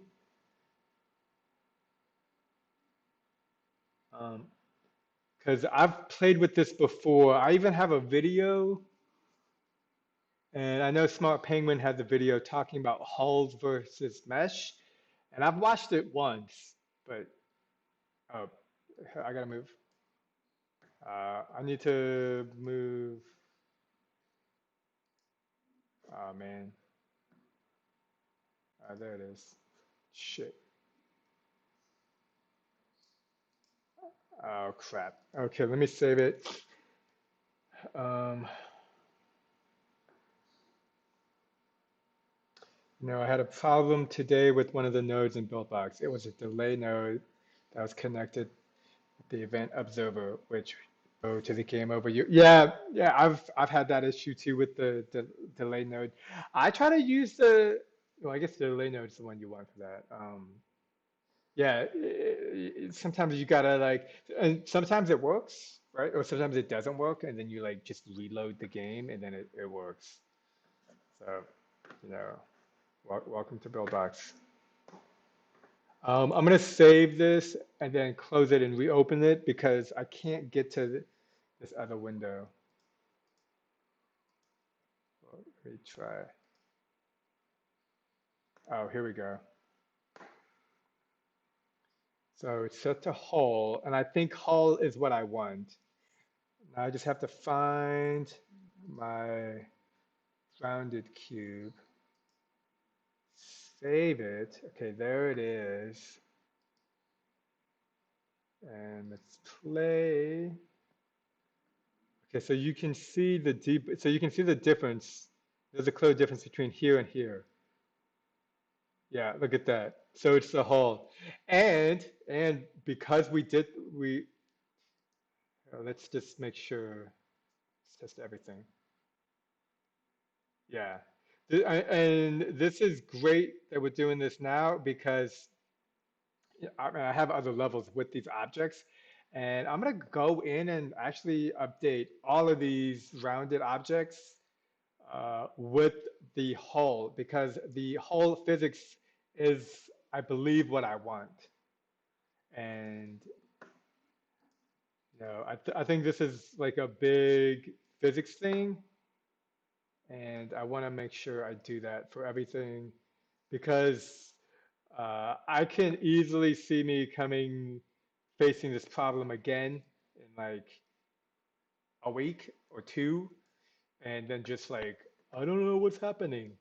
Like I see I see me doing that. So do this. Yeah, and physics is huge, man. Like you want good physics in your game. That's just like, and here this is. I think this should be good because it's a sphere, but and even yeah. See, I have it set for the pyramid because was seeing that issue earlier. Platform. Do I want to? I don't. I think these are kinematics, so it's not as important. It's more important for the dynamic objects.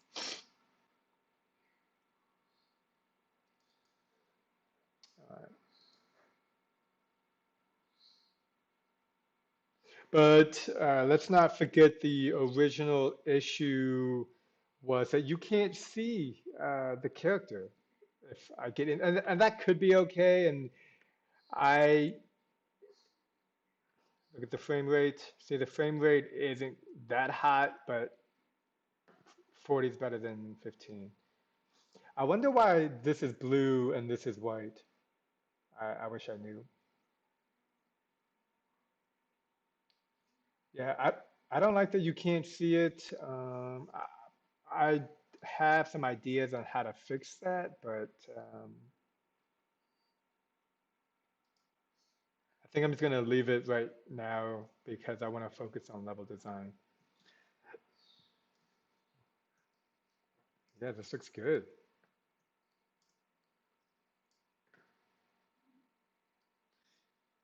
Just fixing one problem at a time.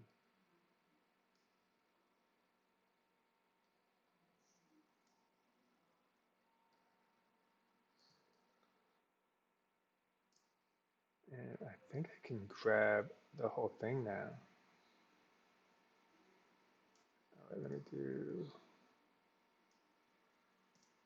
Oh, wrong button.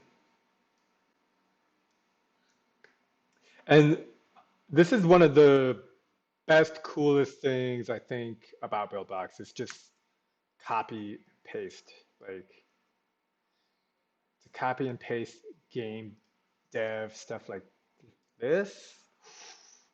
Hot.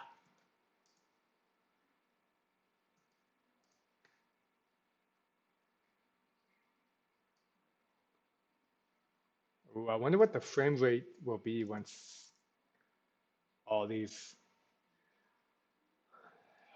are set up. Because while these cubes, yeah, let's do this. These cubes are bigger, but yeah, save it. Oh, and then we can also see how can you change the camera angle for different scenes? You could, I don't know how. I think I would have some kind of object in the beginning of the scene. That's actually really cool concept, cool idea. Um, so what, like, if I were to do something like that, I would maybe go in the player, have an if collide. I've definitely spent hours playing with the ability. What is it? Night Drive, um, game from a Buildbox Game Jam. It has that feature where you change scenes, but all my attempts to recreate something like that have failed. And I've talked to people on how they did it, and that's what they told me. They just like the camera, is it camera position, like just using these. But FOV, I wonder what FOV, front overview? Ooh, camera shake. I need to add that to enemy camera shake. Uh, yeah, let's save it. Yeah, yeah. It makes production faster. It's all about speed. Okay, let's try this out. Did I save it? I'm gonna close it. I don't remember saving it.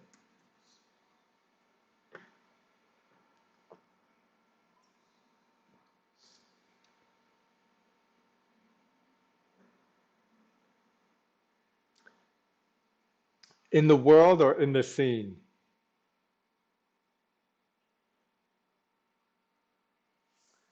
Like you talking about like here? Or like in the scene here?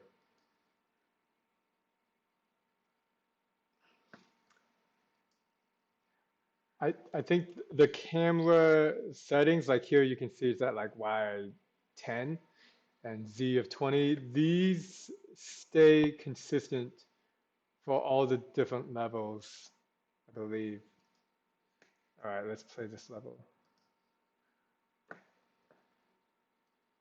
Got a frame rate of 5. Yeah, that's not good. 10. Still not, that's not good. It may be 30 on my phone. So,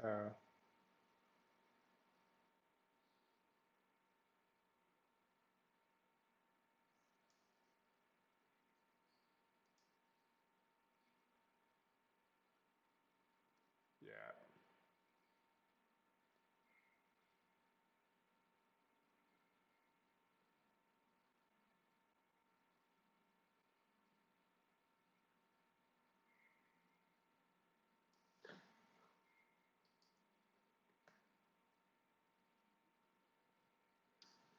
All right, I think I'm gonna just have to. I like that though. I don't want to like change it. It doesn't work.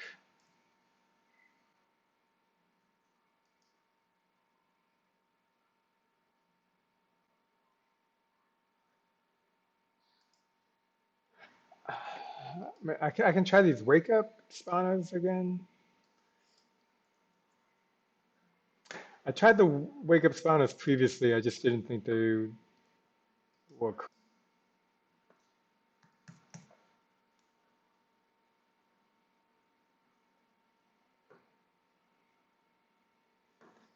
Yeah, when I change the cameras in the scene over here, then I'll move it around. Oh, actually, I'll click this one and this one. But I think you need to pay attention to these, or here. these numbers because that's what you change in the node. Um, I'm sure there's a way to do it, but my experience so far hasn't yielded any amazing results. Okay, let's try the wake up spawner. I've tried this before. But we got to get that frame per second up. Like, oh, and these are moving. That shouldn't.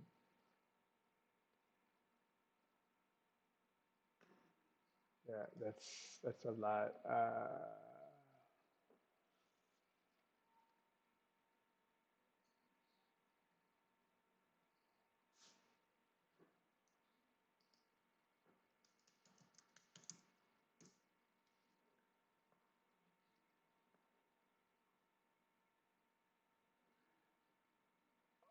Oh wait, that's not even. This isn't even the right node.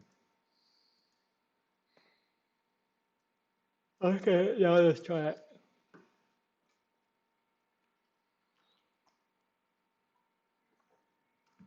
Yeah, no, this isn't gonna work. Um,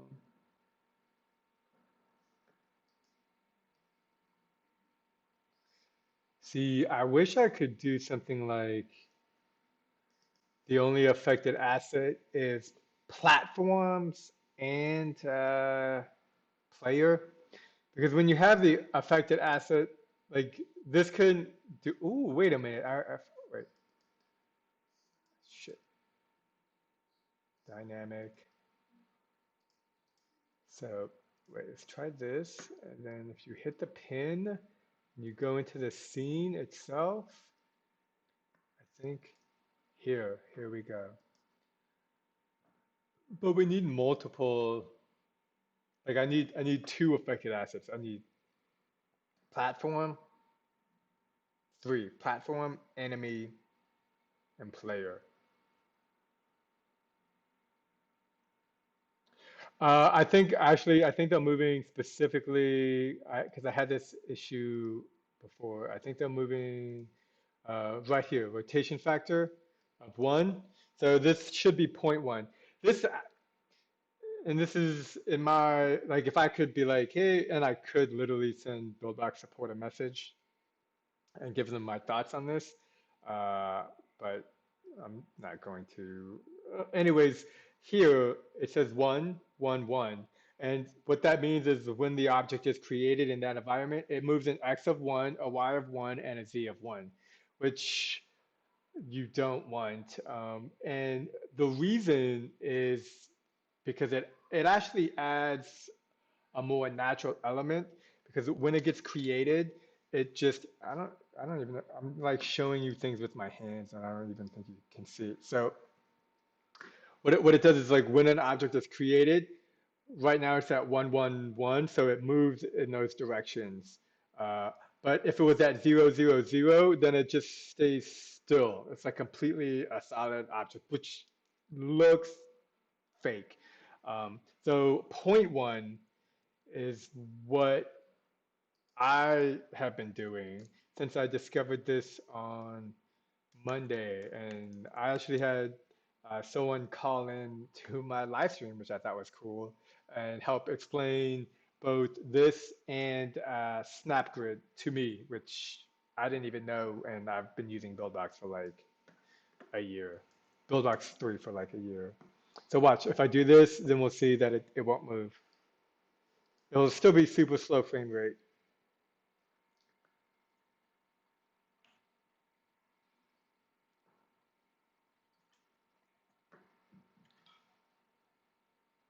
Oh, wait. Oh, wait, this is the wake up spawner. That's why it's moving. You can see where the 1,000, that just doesn't look good. Anyways, I'm like 90% sure it's the rotation factor that's causing it to move. Maybe I should just leave it at 0. I just don't, maybe Let me try 0.001.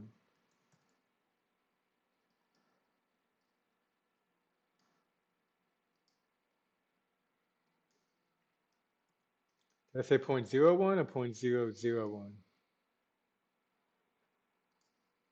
Point, wait, 0.001, yeah.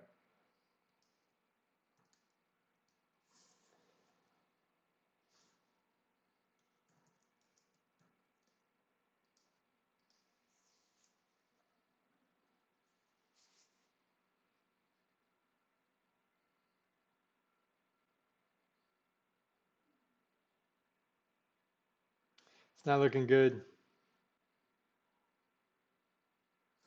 I'm gonna go back to the original because this one I thought was working decent.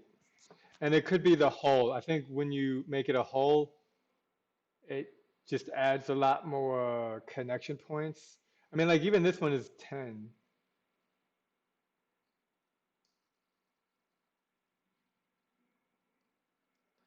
Yeah, I think I'll need to, here, let's just go here and let's see what happens if we just do cube. Like, does that completely change it?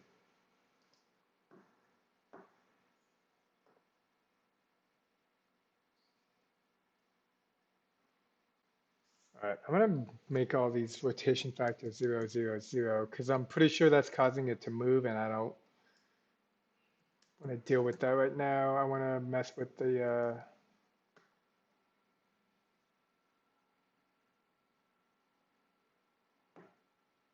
wake up spawner. I got wake up spawners. Disconnect the wake up spawner.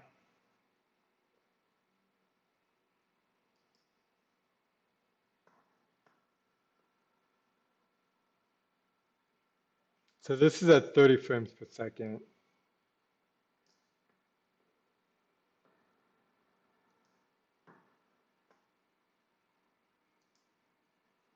Let's try this one.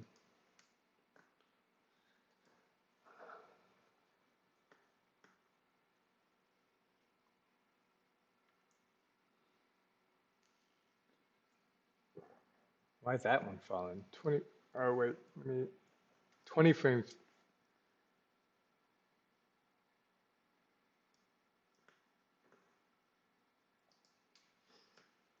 Yeah, this is a tough one. Not exactly sure. Actually, I think I can do something like this. Yeah, let's try this.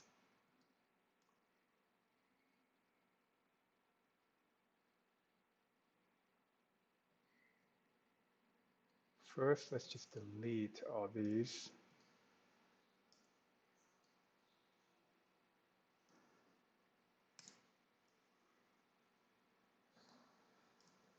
Okay, so this is the basic setup. I think we just need to add more spacing. Let's try that. Camera grid size to 2.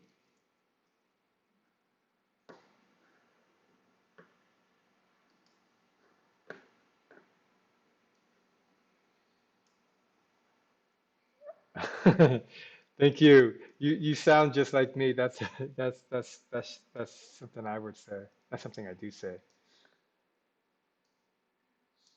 Okay, cool. Yeah.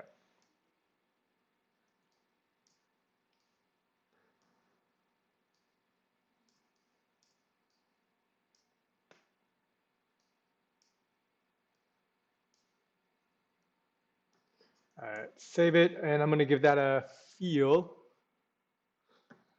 a test run.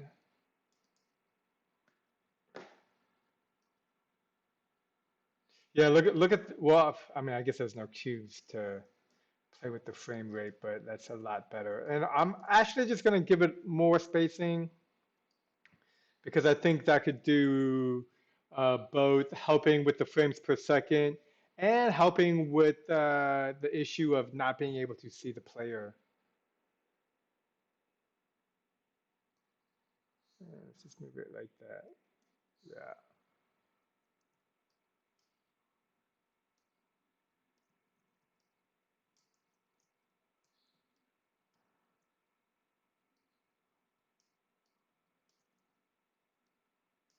Yeah.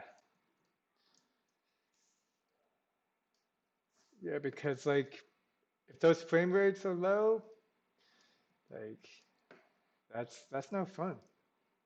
Okay, looking good, looking good. And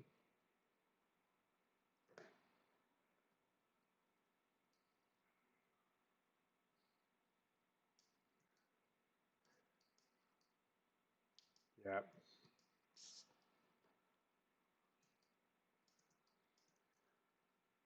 my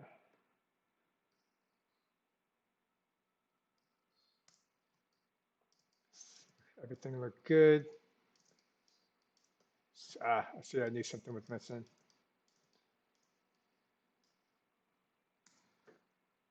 You go down like that. Good, good, good, good, good, good. All right, fingers crossed. And let's test this. Come on, frames per second be lower than 30. Yo, why is there a cube falling? Every time, I can ignore that cube for so. Okay, so this looks great. We're gonna keep this, and we're gonna make two, at least one more level like this, but different. But, but why is there a cube falling? You saw that, right? Look, there's like a random cube somewhere.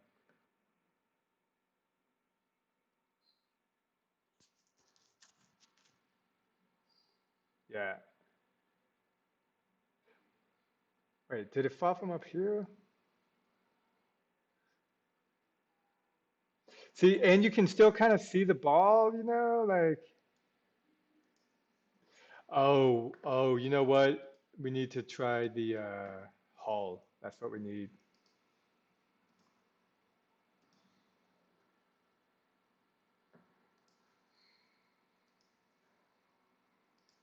This is the real test, actually.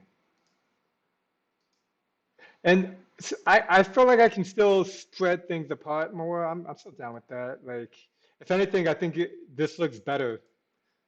Like before, it was too cluttered. Oh, save it. There's a cube somewhere that is just doing its own thing. All right, lesson 30. All right, this is we can work with this. We can work with this. Yeah, dude. Yo, this is it. Oh yeah, this this feels great. Diogo, if you have an iPhone, I can set you up on a test flight if you are interested. Dude, this is it. Yeah, beautiful. That's awesome. I like it.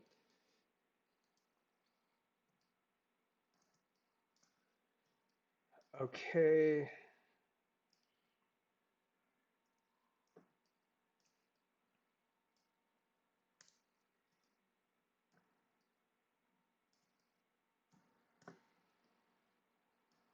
So that worked out great.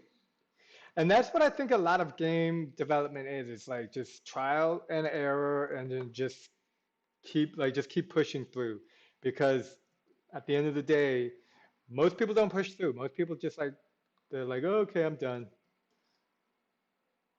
And that's fair because everybody's got their own thing they got to do. But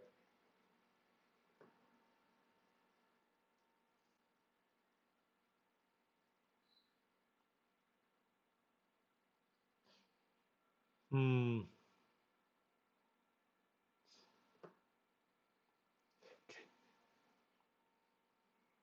continue. Yeah, continue. I like. I'm trying to think if I.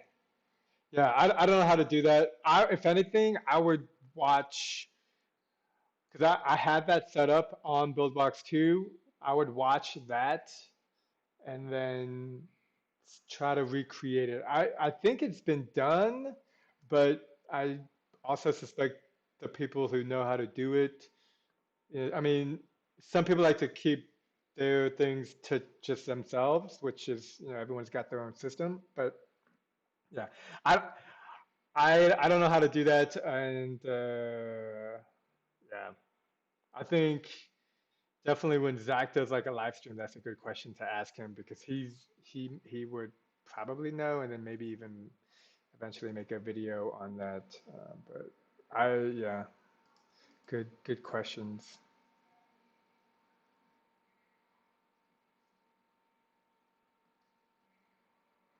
What do we got?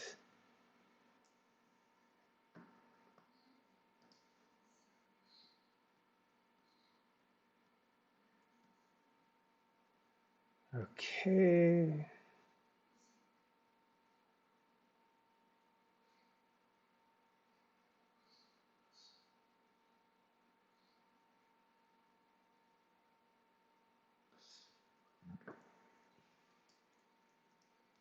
Yeah, because I know when I was making the watch video ad on my Snake Color Bump game, I it I kind of hacked it. Like the button existed and then it didn't necessarily disappear, but I made it so small you couldn't click on it in like 10 seconds. But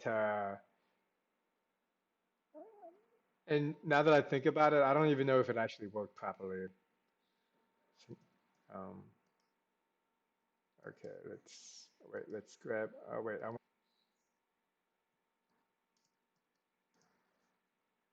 to grab that.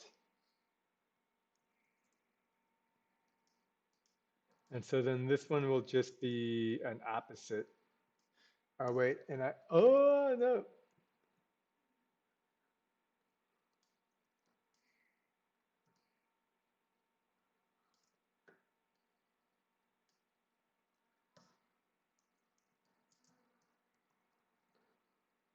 where is this one? -5. Uh, Z of -10. Okay, cool.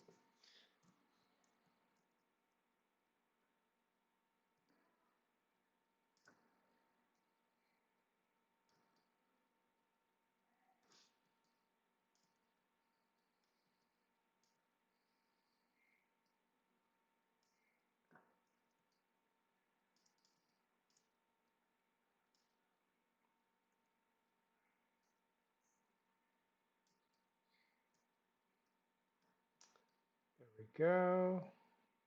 There we go.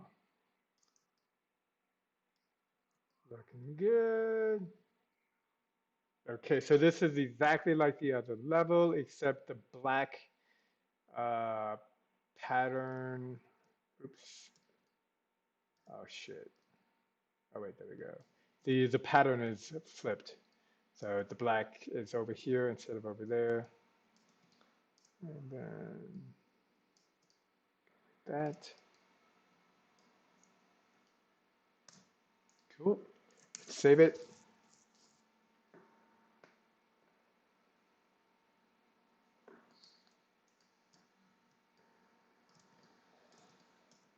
Um, okay. And I'm not gonna lie, this just kind of makes me not like this anymore. I think I like this because it's like a cluster mess, but I don't think it's practical. So let me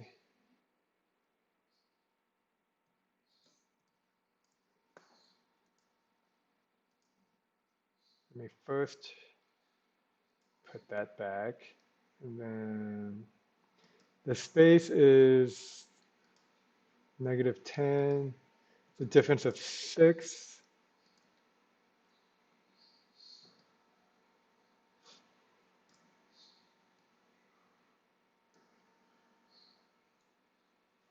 Yeah, let's do something like that. Oh,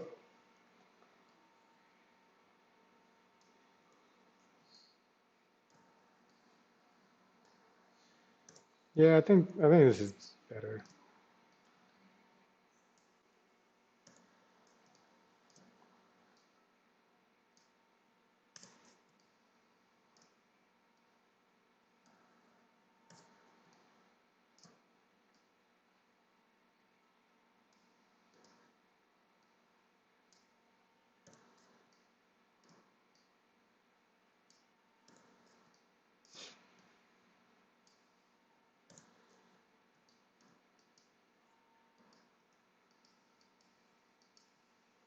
All right, let's save it.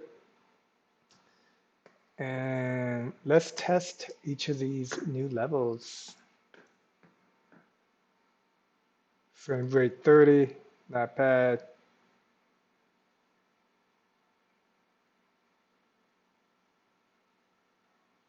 The mass on these are super light.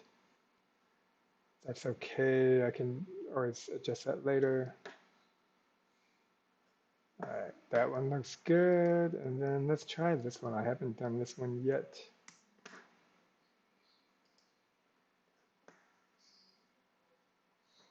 Look at that, 30 frames per second. Nice.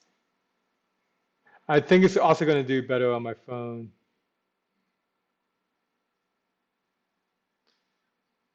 Yeah. Up, up, up. Cool. All right, level 9. What do we got? Oh yeah, this one I really like. Oh, let's test it because I made the adjustments with the hull. Okay, so 20 frames per second. That's not uh, that great.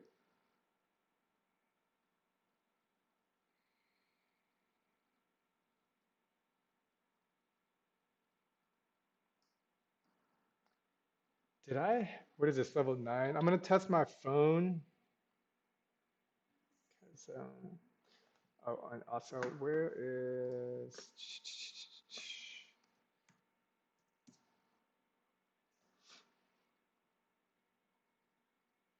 level 9?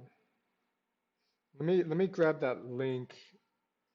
I have a test flight link. If you have an iPhone.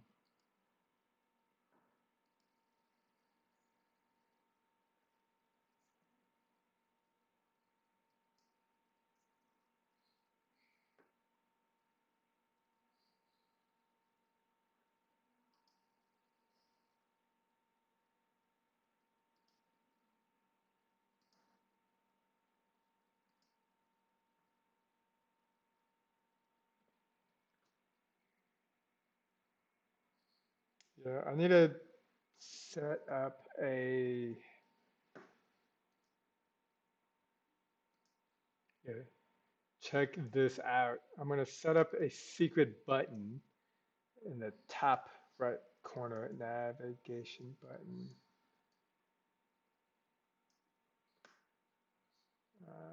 Yeah, upper left, and then this button will. Hmm. I need that button to like restart. But the restart button, I have a script that makes restart go to whatever level has been saved. So shit, I don't know how to do this.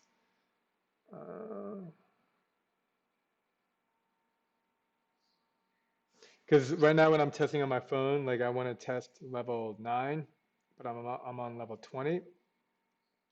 And the only way to get to level 9 is to start completely. Actually, if I delete the game, then re-download it, it'll start me at level 1.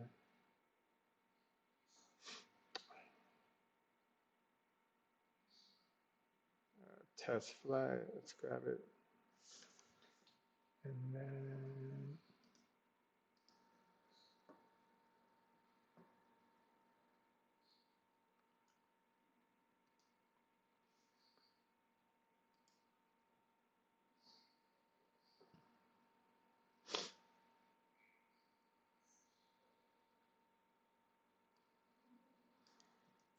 let's see how I can send you a color bump 3D that can help you design levels. Yeah, I actually made, I have a BB doc that models color bump 3D that I made. I made a video on it on YouTube and everything. It's super bare bones, but yeah, that game is good, and I wonder if I have gameplay footage of it. I remember when that game came out in December of 2018. I think I was living in Thailand, And I wanted to play that game from like level 1 to 50 and record it, but the game was when it first came out, it was just so poorly done, and it was just raw. It was just a raw game, and it blew up. And yeah, I wonder if I have gameplay footage of that.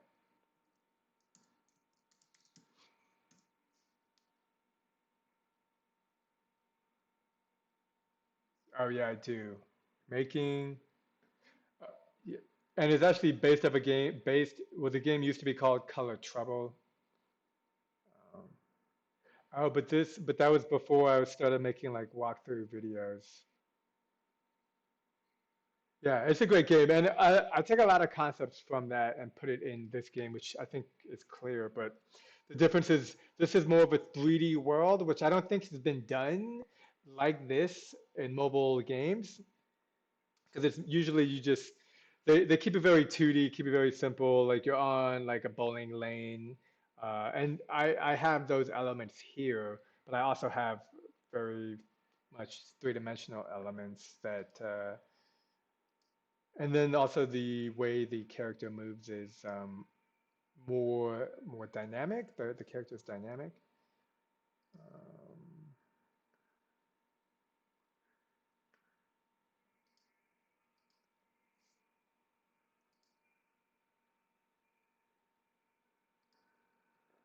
so I'm trying to find the YouTube chat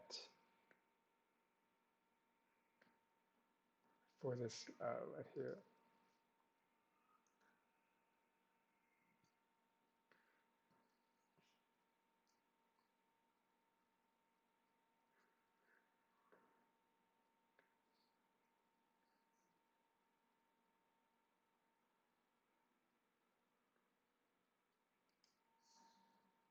Hmm.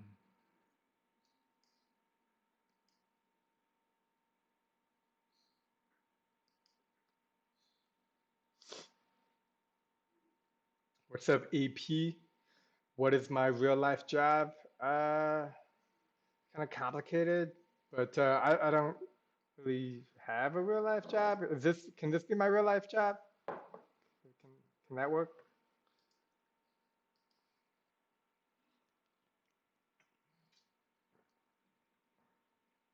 I used to have a job. I worked in the tech sector for like a decade. Like I got a decade in San Francisco. I got like 5 years in New York.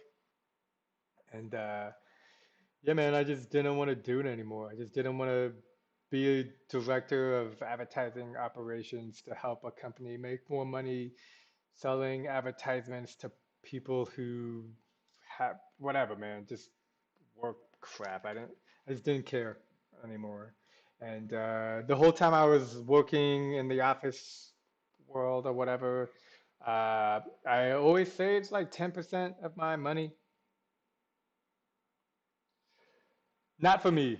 When like so when I had a regular job, and just to be clear, Buildbox has a free version and that stuff. But to me, it's not expensive. When I had a real job, I mean, I would make a lot of money, and I would work with the developer making games, and I would spend $500 to $1,000 a month. And let's just be, I'm a professional, right, at the working in corporate America, doing business and hitting the buttons and whatever. But and I don't know how to code. I don't know how to write code, and I used it was called Corona SDK, but they've since changed their name because of obvious reasons, and I forget what their name is now. But I worked with a developer, and I would pay $500 to $1,000 a month, and I did that for like 6 months. And to be fair, I was like making money with the salary, with the job that I went to 9 hours a day, and yeah. So I'm not sure how much BuildBox is, but it's like $300 a year. I mean, I was paying minimum $500 every month for like 6 months while I made games. And like I had the disposable income to do that. But and Buildbox had been around, but it was still very new. And Buildbox is still very new. So when I look at price point comparisons, what is Buildbox? $300 for a year? Uh, yeah, it's to me, and again, that's just me. And I'm talking fully professional. I was a professional. I got a LinkedIn page. I haven't updated my LinkedIn page in 5 years, but I got like 500 contacts, and it's like, oh, I can help you with your optimization on your website for making the money on the advertisements. It's pretty boring stuff that I don't really care about anymore. And I can still do it. And I did do freelance work. Uh, so that helped me sustain income because I live very, I don't want to say cheaply, but very, um, I minimize my costs. I don't live in New York City. I can tell you when I lived in New York City, I was paying a lot in rent, and it's a beautiful city, and I love that city, but I literally don't live there because I can't afford it. And I can I can tell you how much rent is in all kinds of cities all over the world, and it's not too bad. And then stuff like that.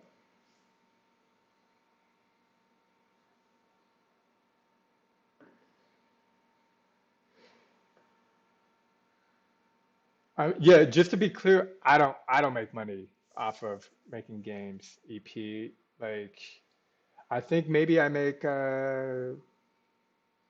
like for my YouTube channel, I make like maybe $20 a month. But I have 10 years of working as a professional, making like good money. So I saved for 10 years working in like computer and being I hate my job, but I was good at it. And you work with people, coworkers, and worked and lived in San Francisco, beautiful, lovely city. Worked and lived in New York, completely different city. Um, but yeah, I mean, to me, it's like for 10 years, I saved. I put money into like I don't know what I was saving. I was saving for like something, but I, j- at the end of the day, I just couldn't do it. I just couldn't uh, go to and I did it for, I don't know. I guess I just like listened to everybody, my parents, and for 10 years just worked, saved money. And I used to drink a lot. I still drink a lot. I have a lot of vices. I party. But and now that I'm older, I don't. I just, found a way to just do what I like every single day. And and to be clear, it took me like 10 years to just get here. So because of that, I appreciate it so much more. Do you think people that live from making build? Yes, yes. I know specifically Buildbox 2. Um, I know people who have done very well specifically in Buildbox 2 and can make a living. And but that's like my goal is different. Like my goal is to learn, and it's more like creative endeavors. But um, yeah, yeah.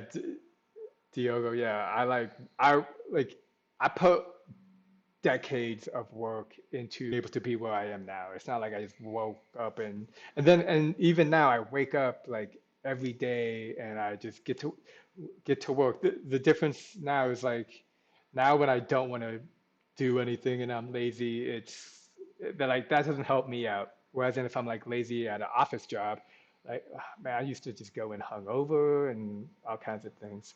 People do make games and do make a living off of Buildbox, specifically Buildbox 2. I haven't seen it in Buildbox 3 yet.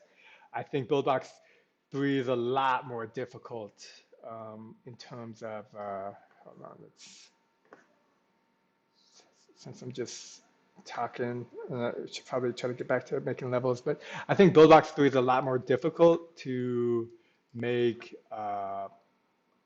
let's say a living, let's say like a minimum, I don't know, something that you can live off of every month.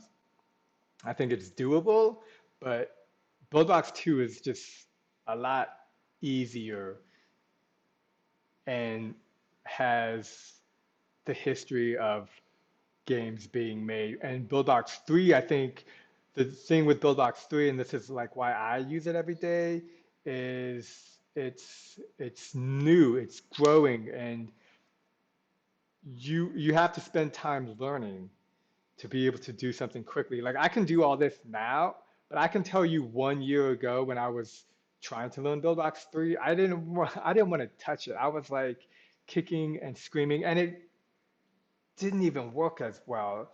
And like the whole launch of Buildbox 3 back when they launched it in like 2019 or 18, it it didn't work, man. But like there, who was it? And then even so, there, what was it? Rolik Games. Somebody made, I forget who, but they were on the Buildbox forums back in like early 2019, making this game that they had a lot of cloned aspects from a Voodoo game. They remade it in Buildbox 3 before it was even like 6 months before I even touched it. And they made a prototype of a game. And Rolik, the publisher, reached out to them and they were like, "We like your game." And they made that game, remade it in Unity, and it became #1 on the App Store. So I think the biggest appeal in Buildbox is the ability to make super fast prototypes. But if you want to work with like a publisher, then like let's say I made this game and then I wanted to work with a publisher, I would literally go and pay somebody money, talk to people that I've met in the Buildbox community who have people recreate their games in Unity because Unity is the default de facto standard for all publishers.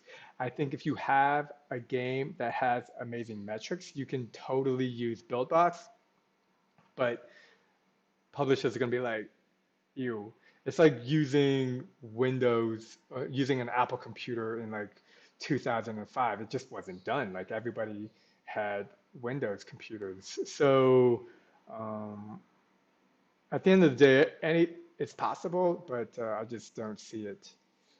But I think Buildbox has this ability to prototype so quickly, and this is why when I use Buildbox, I use it to like learn.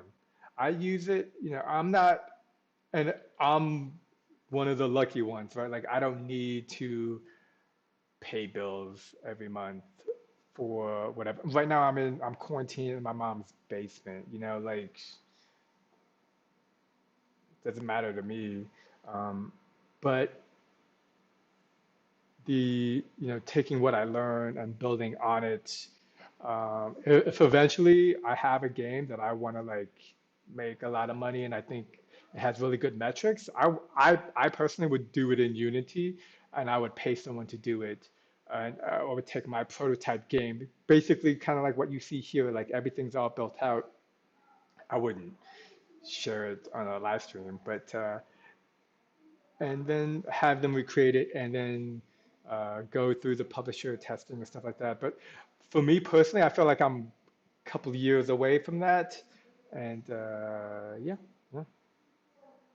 yeah, I need to finish up. I'm on like level 9, but those are my thoughts, and I hope that answers your question. Do you think it helps to buy like templates? Oh yeah, I like I've it's yes and no. So yes, of course, and all the time you spend on it will help learn. But then no, because if you see something and then you struggle to try to recreate it, you learn from that. So I think there's no right or wrong way. I think as long as you do something, then you're good. I think the biggest issue is most people do nothing and they expect someone else to do it for them and then still succeed. And that's totally possible too. Like I said, there's no right or wrong way.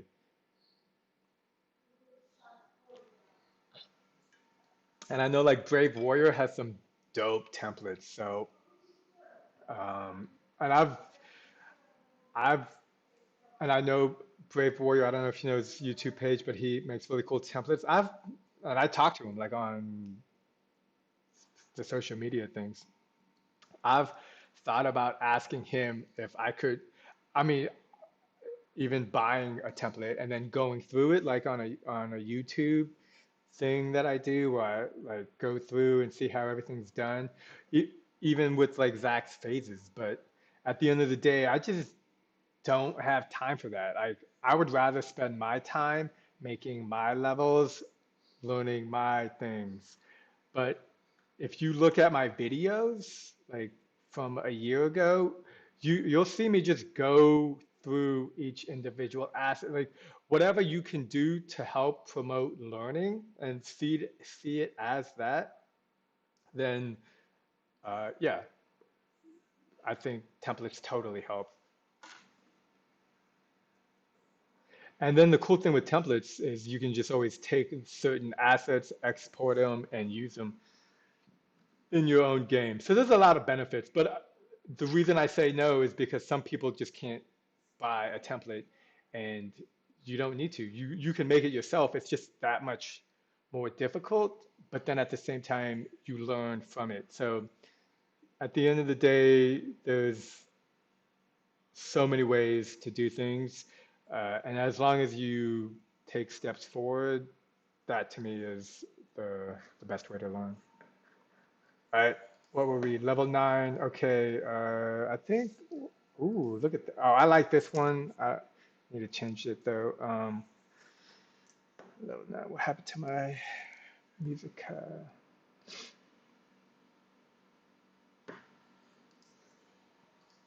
So this one, I think, was it what was it? It was like running slow, right? Was it below? We want 30 frames per second. Where are we at? 15.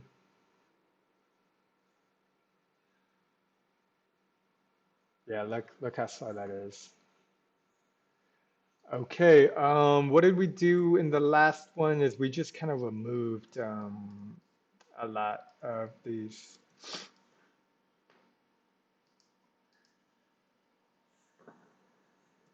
So let's just try that with this.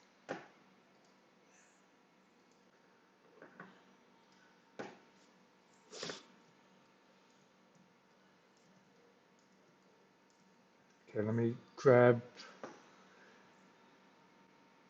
all right,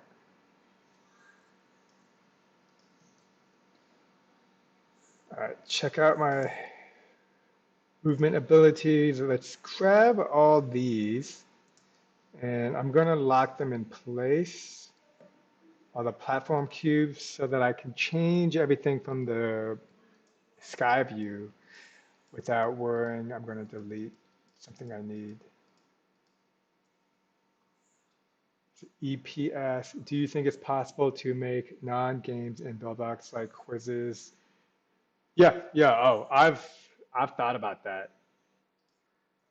My biggest thing would be to I want to like make something like a not like Tinder, but the mechanic of swiping. And I've tried that with Buildbox too.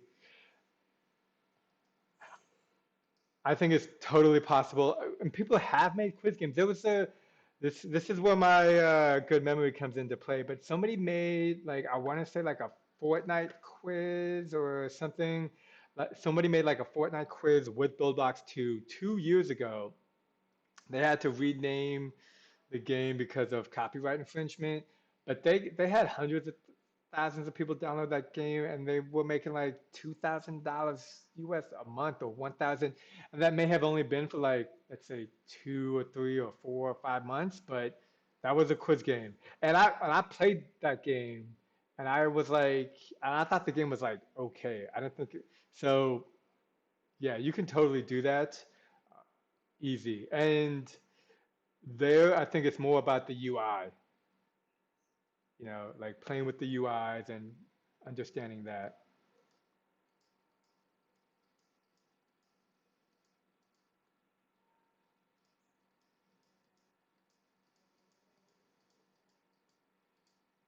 Yeah, you should make some. If you make a quiz game, I'll play it.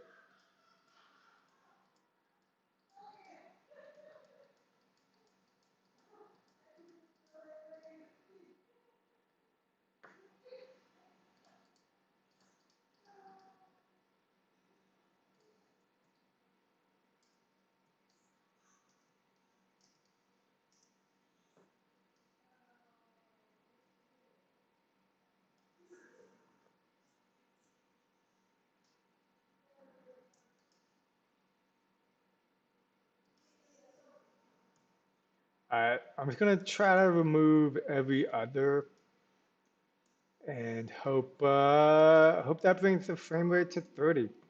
We are shooting for a 30 frame rate per second because I think that is a good goal. That's just because I said so. Oh, because nobody likes a slow running game. And I'm pretty sure this game would not do well on an Android.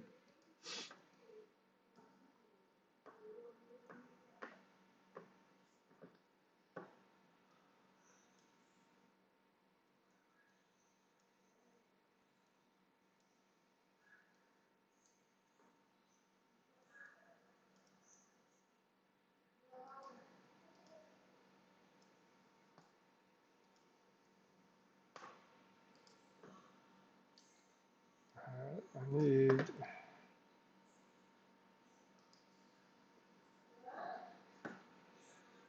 where will we, okay, there.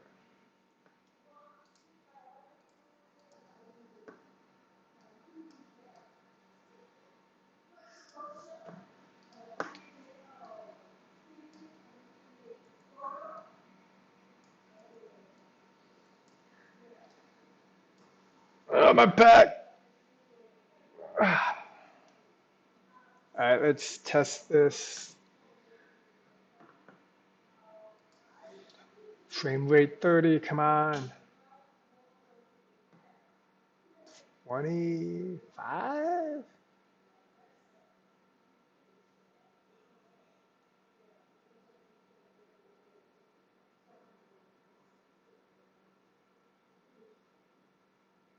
Is it just me or these objects these black objects could be moving a little bit faster? Like, let's hurry it up, bruh. You are a kinematic enemy.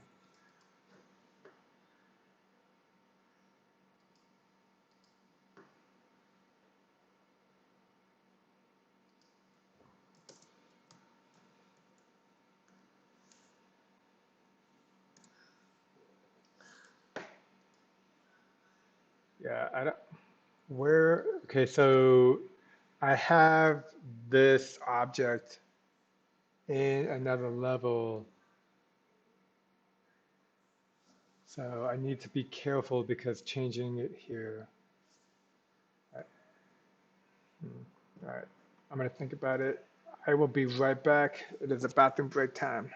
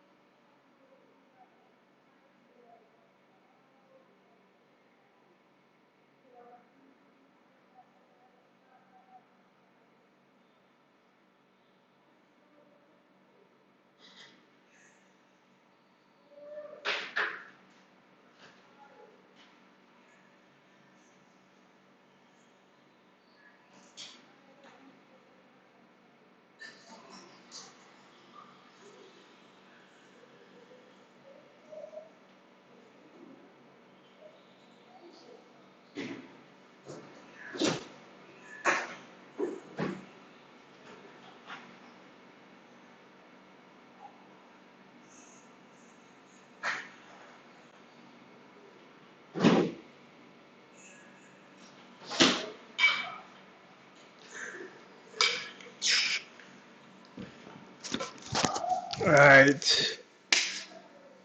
What can we do to speed up the frames per second? Can always get rid of shadows and stuff, but I like the shadows.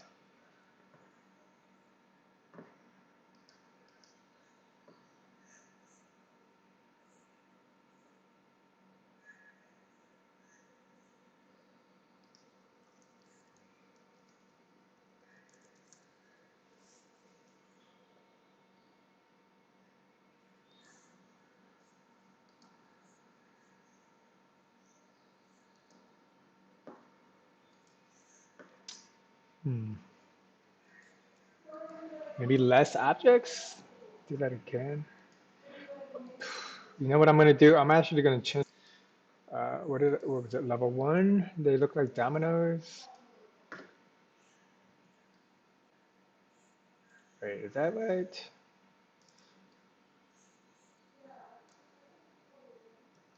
Not gonna lie, that doesn't look right.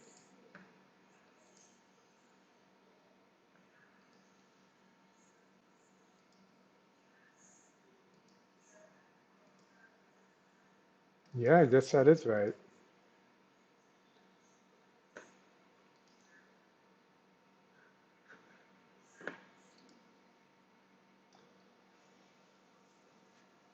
EP says, I know it's really bad, but it was my first real project in Buildbox 2. Oh, quiz game? Yeah, man, that's awesome. Like sometimes you gotta start out. What was my first game? I don't even remember.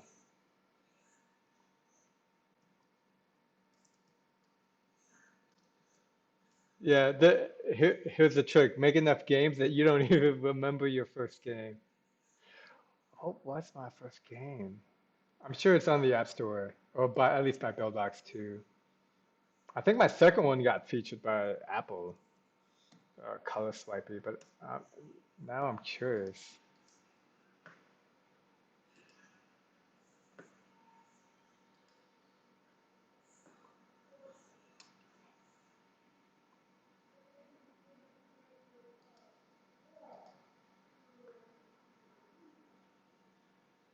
Oh, I think it was it was called Asteroid Hyperspace, and I made it for a Buildbox Game Jam. Yeah, that was. Oh, wait, no, was it? There was this one Oddballs. There was like I was in living in Vienna, and there was like a 2-day game jam for like some kind of game expo.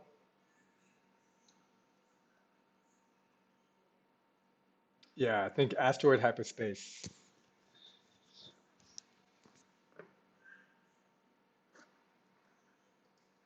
Um,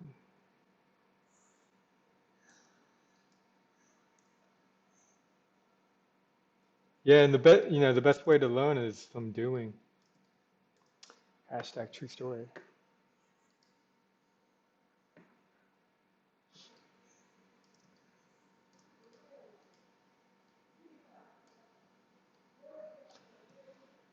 Okay.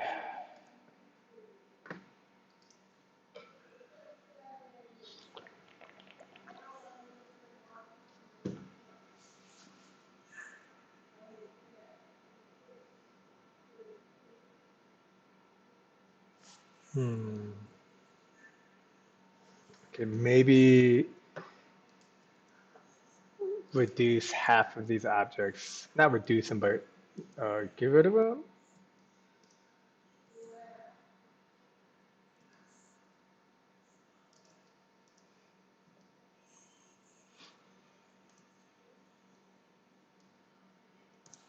Now I want these little domino things like all over the place because I think it just adds a fun little element to the game. And maybe they'll give you points, but I don't think so. But I'm gonna be working on this game hopefully for at least another 2 weeks. But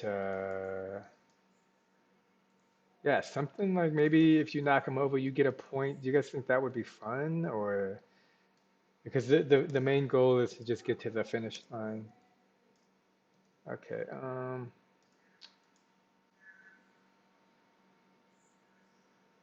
What do I think of what EP?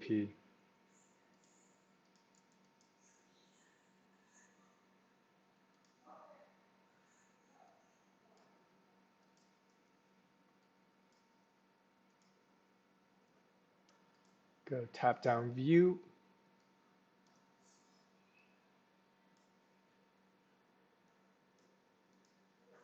and gonna go here to the world manager and we're gonna change the grid size to 1 by 1 by 1. And then again, this is all for the snapping. Uh, oh, maybe I don't know if you're asking, do I think it's possible to make a non-game in Buildbox like a quiz? Is that the question?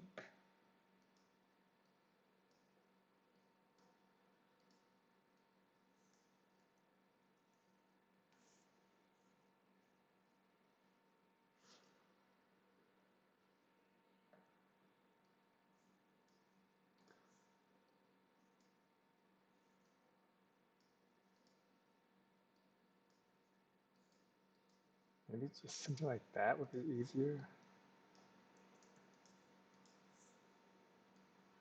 And then I'll make it longer, like 1.25. Yeah, like that's a domino. Then you can just go through them.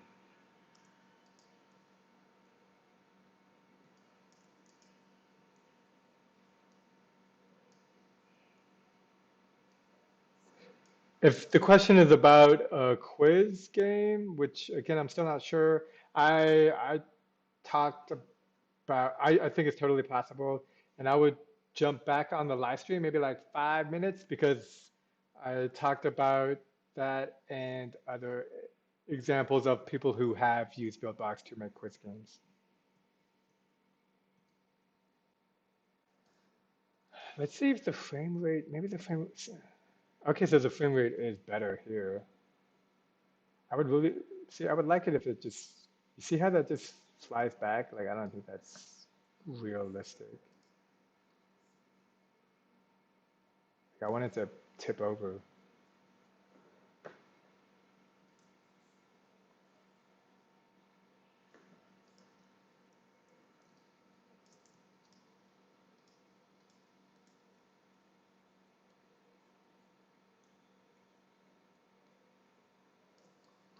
All right, I think I'm gonna try this setup.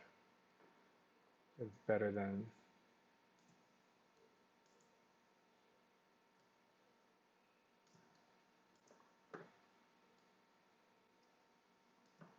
all about the frame rate. I don't even want to wait.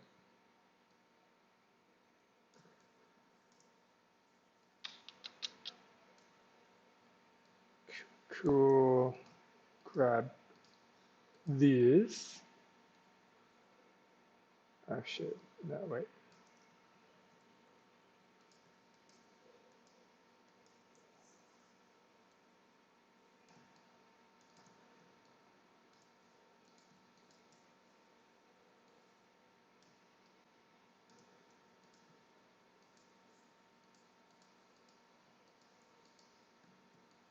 Grr, come on, click. Okay, save it, and let's hope for lower than 30 seconds frame rate.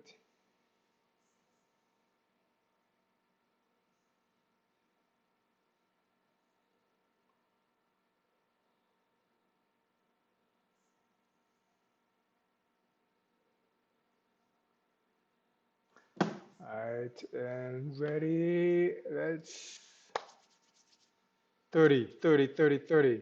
That's doable. I like it. I don't like this. Okay, if I don't like it, then I should change it. Let's do that right now. X move, copy this.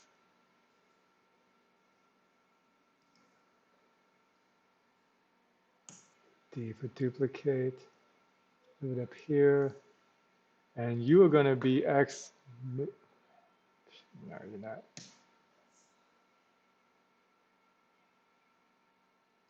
Let me control Z. I feel like I don't know what changes I made. Uh, okay, cool. I think we're good there. And right now it is, where is, this is wave X. Okay, wave X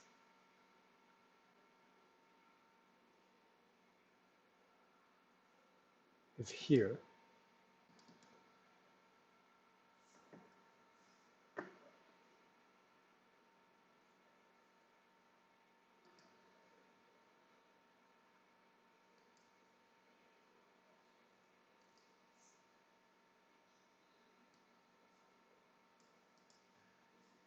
And I'm gonna make a wave X2, and then this will just be double the speed.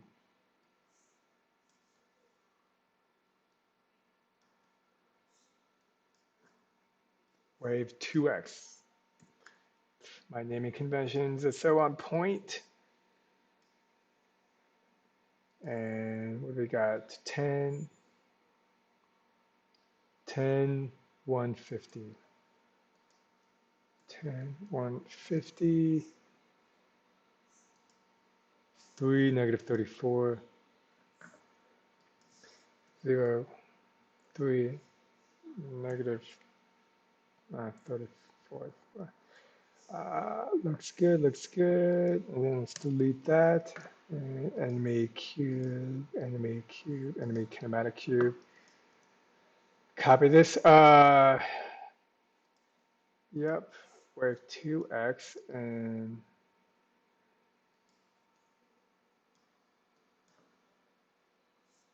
wait.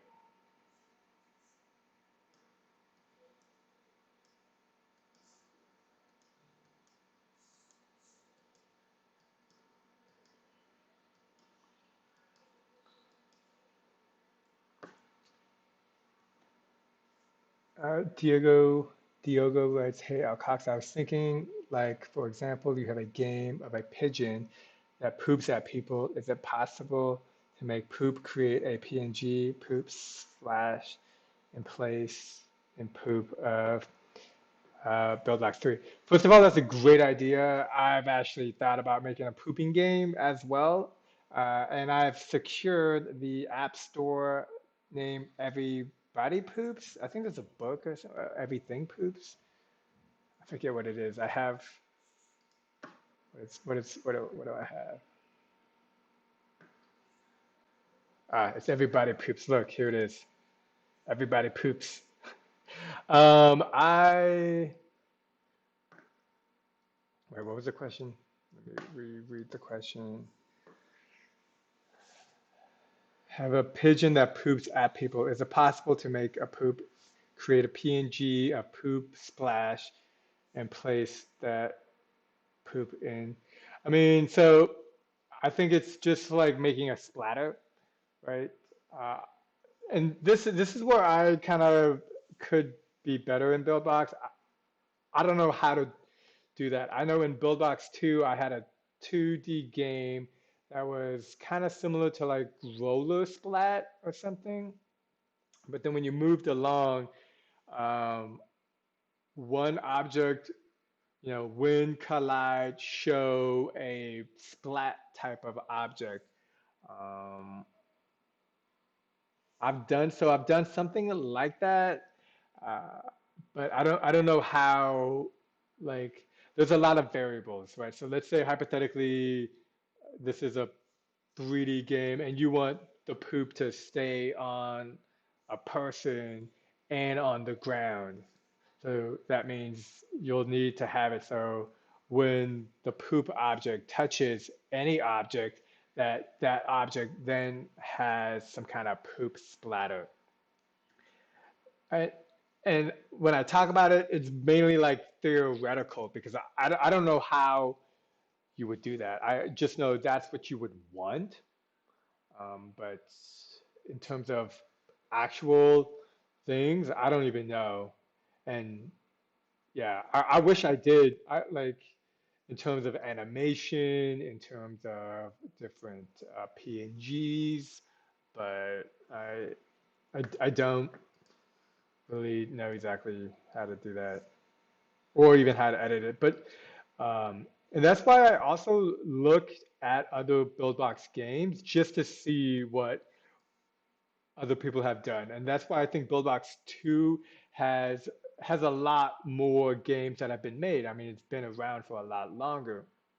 So what I would do is look at Buildbox 3 games, and there's not like a lot, and I think I have a whole list of, I might have a playlist, but look at other Buildbox 3 games to see if you see something similar to what you're thinking in your mind. Because if you see it, that means you can definitely do it.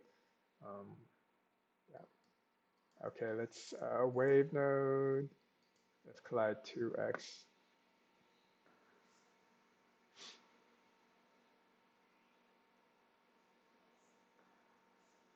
Maybe like a debris explosion node, like spawning 80 of them together. Yeah, so I mean, so yeah, you that's a good example. Let's say you had like a big poop, and once it touches any object, it explodes into little poops. But even then, debris explosion nodes, I think, go away over time.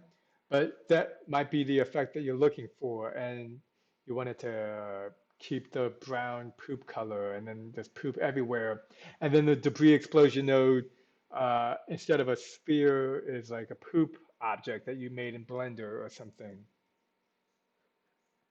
So it gets, there's a lot of possibilities, but how it would work, uh, to me is would take like a lot of trial and error and seeing what you thought looks good.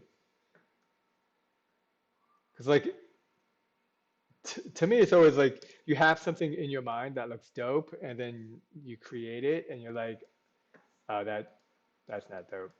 Or you're like, oh, I need to do this, or so there's a lot of things you have to factor in and play with. Wave speed of that's one. Wave speed of two, two. Yeah, okay.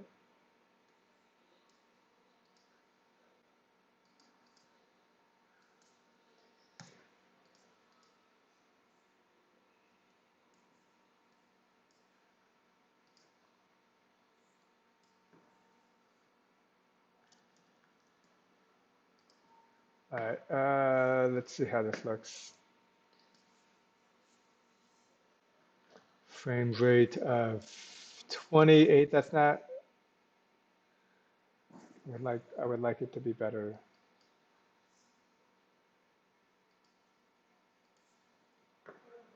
Um,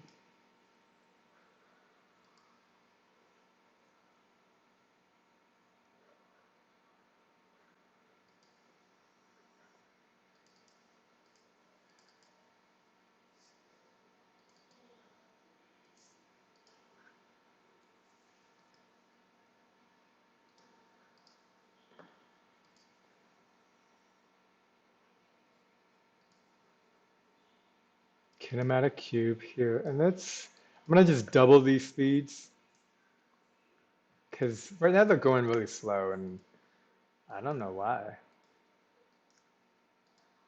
That one's five, five.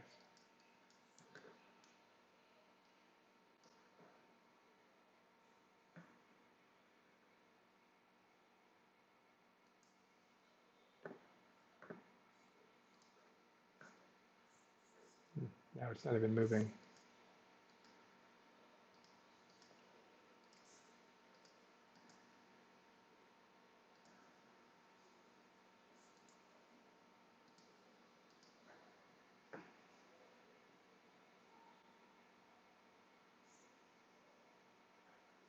All right, 20. I mean, this isn't the best frame rate, but and I think this would be like one of the lower levels. See, I don't like how the objects move super stiffly,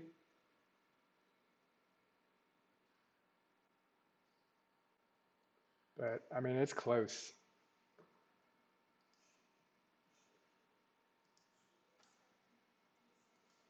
All right, I want to get done with 10. What's level 10 look like?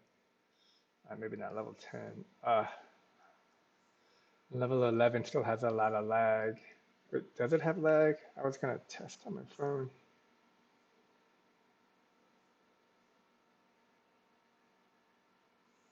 Yeah, it looks nice, but it's like, ooh, oh, level 12 would be a good one to play around with.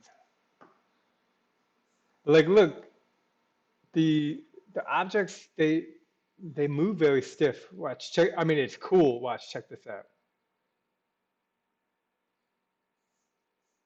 But I would like a little more variation. Oh man, let me try debug mode off. Oh my God, the frame rate is amazing. Have I been testing the whole time with the debug frame rates? Whatever, whatever. Let's just, yeah, looks good.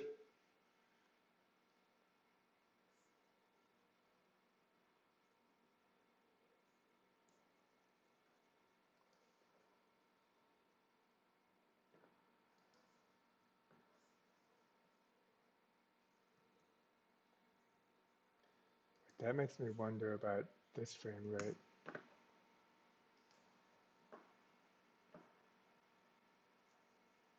Okay, so this is like 40.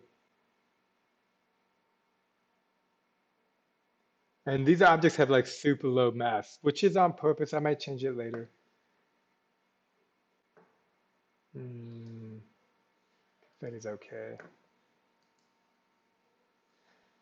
Okay, what do we got? This is level 9.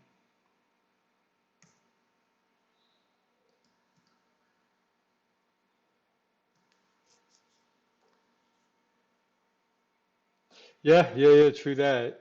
I, yeah, I think that's it's a good accident too. Like if you test with the frame rate and or test frame rate with the debug, it's like covering your bases. It's like if anything, the frame rate should be better than what you're seeing. Let's switch to that. Put this baby in the middle.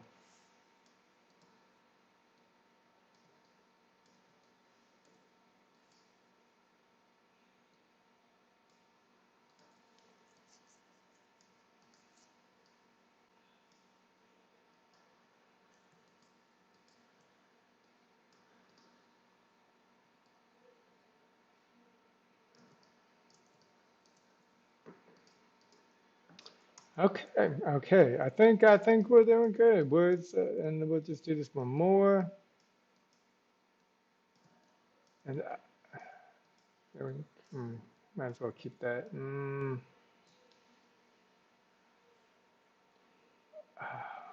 What size are these? X of 2. Let's try X of 2.5. Make it just a little bit bigger. Wait, how does that look? Yeah, that looks fine.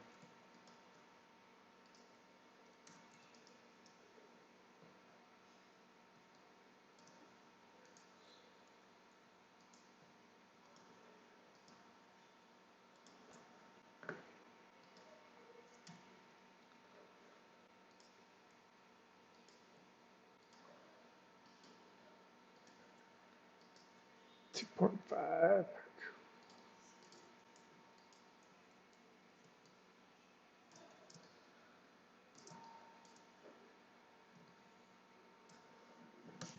I grab these two and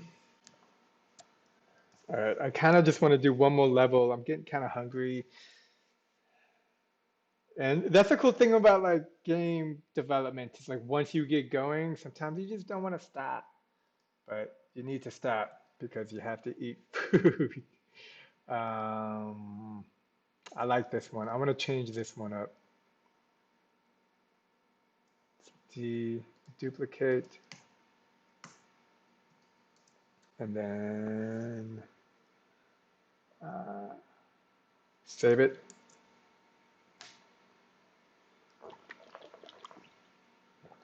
Also, one thing I also like when making games is When I first made this level, it didn't look like this. It didn't look anything like this. So I find it really cool that each time you go back to a different level, and I'm going to do this for the next 2 weeks, but each time you go back, you just like make little improvements to make it a little bit better. And these little improvements go a long way over time. And so that to me is really cool. Let's grab this and let's see if we can't move this over here like that. Cool. And see if we can do something like this.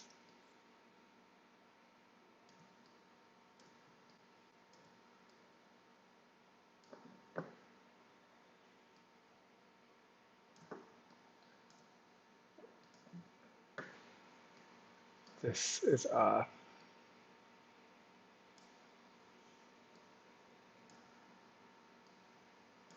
Snap Grid, game changer. Game changer. I was not doing Snap Grid before because I didn't know about it. Okay,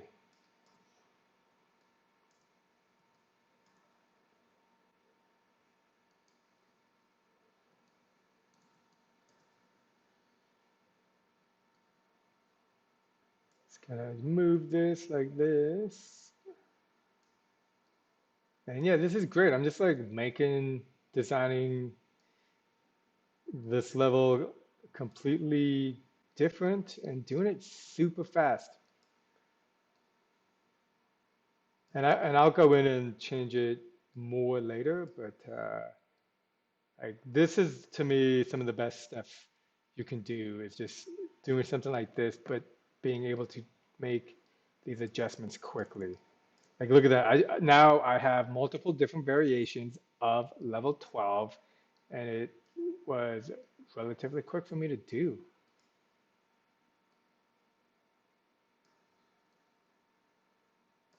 Just making it look a little bit better.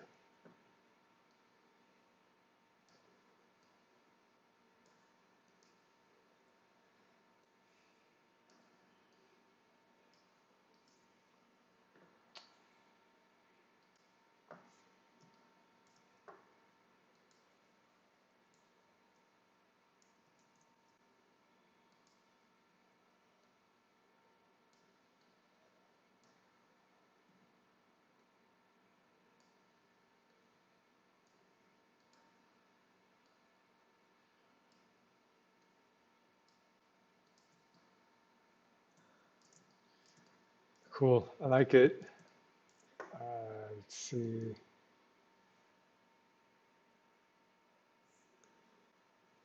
This is a game engine called Buildbox.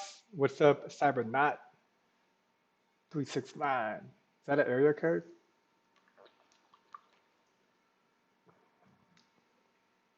This is a game engine called Buildbox. It's maybe 5 years old. It's a little buggy, but yeah, it's. I've been using this one for 1 year, and it's gotten a lot better. I would say a year ago is a lot more buggier. It's still buggy now, but it's definitely come a long way in 1 year. Okay, so this level 12. So if you go to level 12, you get these options, and I wonder if I do this. Let's see how this looks. And then here's the example of the game. So we got a frame rate of 35, 40, which is 20. Oh, that's not good. You land on these platforms. Yeah, look, it doesn't feel that great. I'm not gonna lie. Um,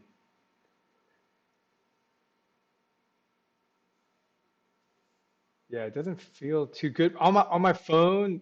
Oh shit, on my phone it feels great. Oh, cool. Look at that options. And I get to use the triangle I made in Blender.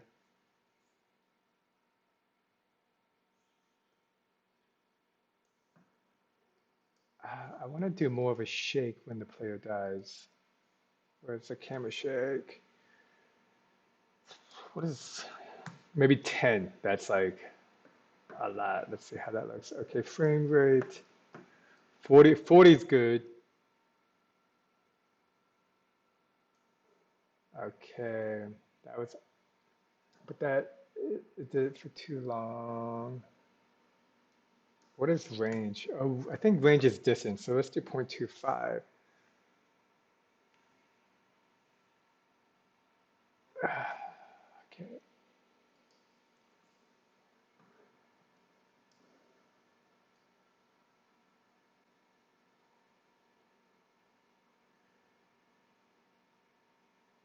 Yeah, I really like this level. I have different levels where the platforms are moving, but it's nice to be able to. Oh shit. I like adding one of these black pyramid enemies on the level complete, because I think if there's a player and they're like, oh, I'm about to complete the level, and then you see that and you're like, oh shit, and then you hit it and you die, that would make me feel it's funny. Okay, I think that's good.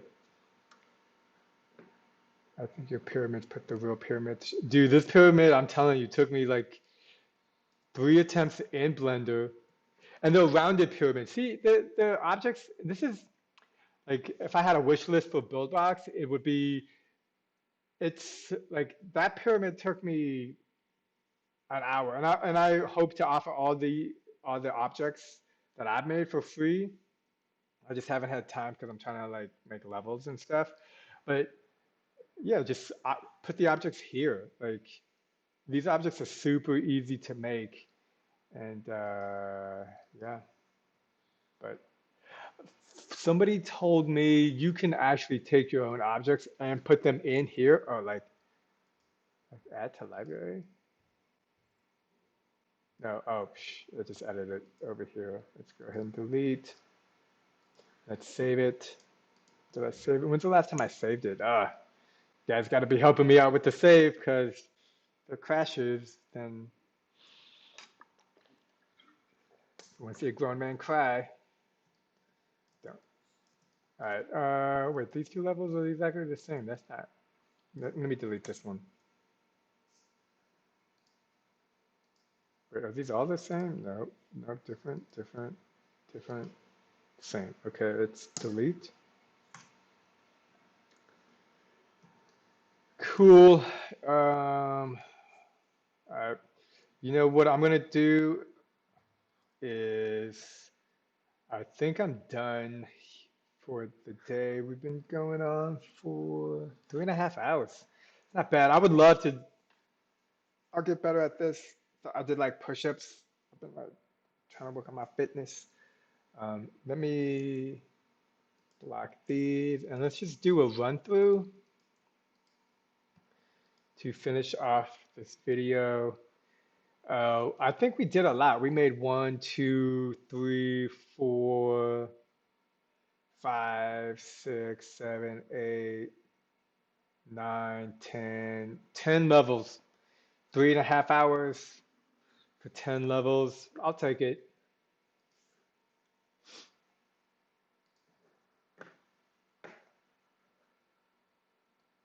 Check out that frame rate. We want to keep that at least to 30. See, I don't like that. That's not, well, we'll test it on my phone. I like the pink. I kind of want to change the pink of these. Whatever, I'll do that later. Oh, how's that frame rate looking? And then if I die, random, what's up, continue button. That's not good.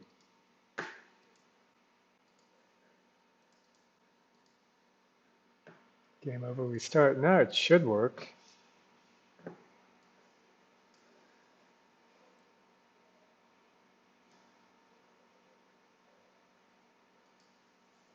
Oh, okay, well, it worked there, so. Wait, oh wait, no, that was a level complete issue. Yeah, I want to make sure everything's working because I'm going to put this on my phone and navigation button, restart. I mean, it looks good. Oops. All right, let's give it a go. And again, I'm going to test it on my phone because I think my phone works better. You can see it just slowing down. I got to come up with a better finish. Way too long for the level complete, and I think that's the lag. I actually don't even like this level anymore. The colors look great. That blue,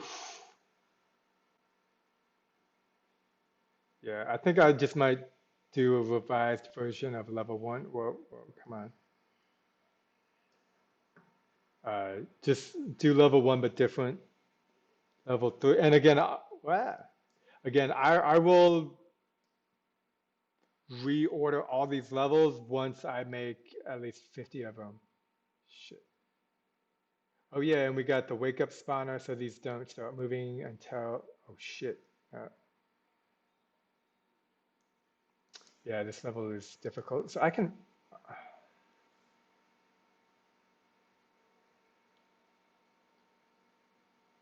I am using a MacBook Pro. It was top of the line 2 years ago. Oh man, this is not, uh, MacBook Pro. Grr.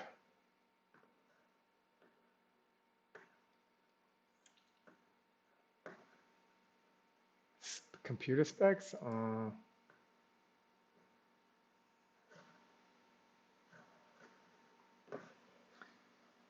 What do we got? We got 3.5 gigahertz dual core Intel i7, memory 16 gigabytes, 2133 megahertz. Graphic Intel Iris Plus, graphics 650.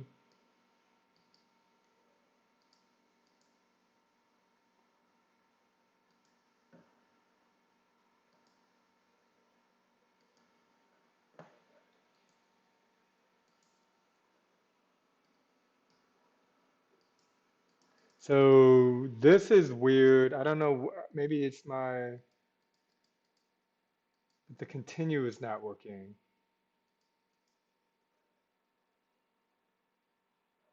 Uh,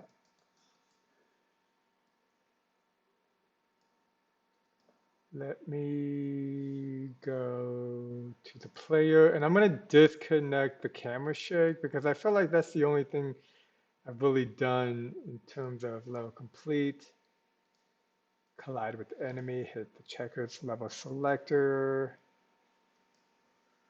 set physics. So this turns the physics off on everything.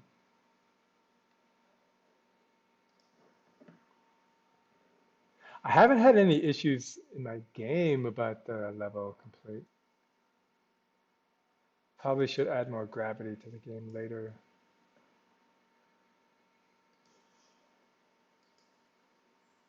Yeah, the level complete works. Yeah, I'm gonna get rid of this. Dynamic character, so cool.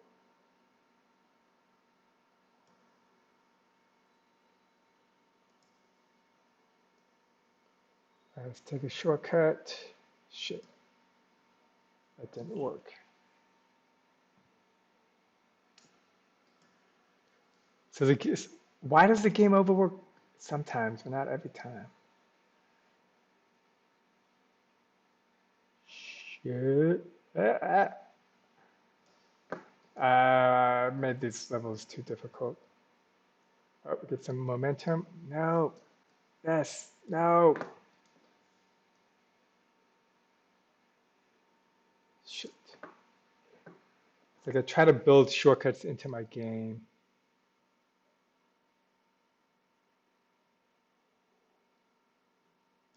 You know what? Maybe I can.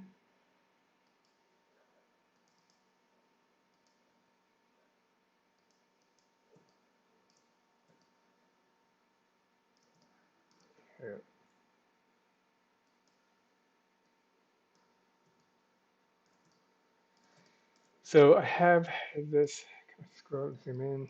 I have this triangle here, and I'm going to try to utilize it to help me skip levels. Oh, wait, did it just fly away?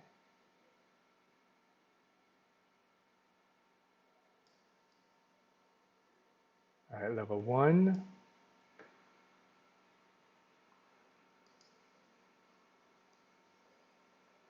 Looking at, ah, shit.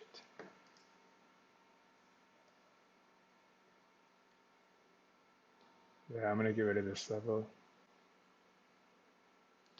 Shit, don't go too high. If it goes too high, then I'll die. I set a ceiling. That's a problem with 3D games is sometimes you overshoot or it's difficult to tell exactly where like the finish line is.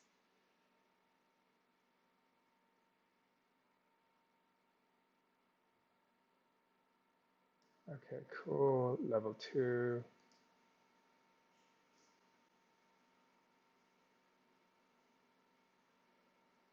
Shit, fuck. So it looks like level three keeps showing the same level, or maybe it's, I mean, I guess that's a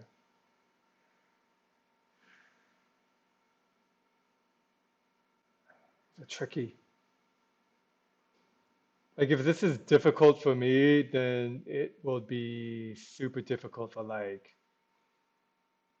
I don't know, a soccer mom or something. Ah, look at that. Yeah, that starting out looks great. Glad we made those adjustments.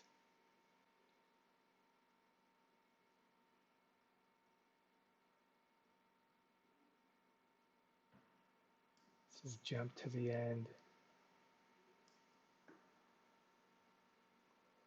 Yeah, I'm also screen recording twice, and yeah, got a bunch of stuff going on. But on my phone, the game runs a lot smoother, and the biggest thing is here is the frames per second. So Cybernaut, if it's running slow for you, it could just be the live stream and the upload and download. Oh shit. But if the frame for me, the thing to me that's the most important is the frame rate. But if there's a lot of lag, I'll definitely look into that because sh I am recording this and I hope to like edit it because I also edit videos to take out all the parts where I'm like talking about whatever and stitch it together to make a kind of like a comprehensive video on um, game developing or, and the process of whoa, and the process of this game. Oh, whoa! Oh, I gotta change it so you can't go to the next level. I had that before, but I took it out. Yeah, look at this, super fun, and I'll get to do that. No. All right, I think I'm done here. Yeah, yeah. Uh, my download speed is good. My upload is not that great, and um, this is also my third or fourth time streaming, so I think I'm trying to like work out the bugs to get the best kind of stream going. What's up, Sonny? Welcome back. Going good. Got got made 10 levels total. Uh, and yeah, here. Let me just show you that one's. Yeah, thanks for coming by.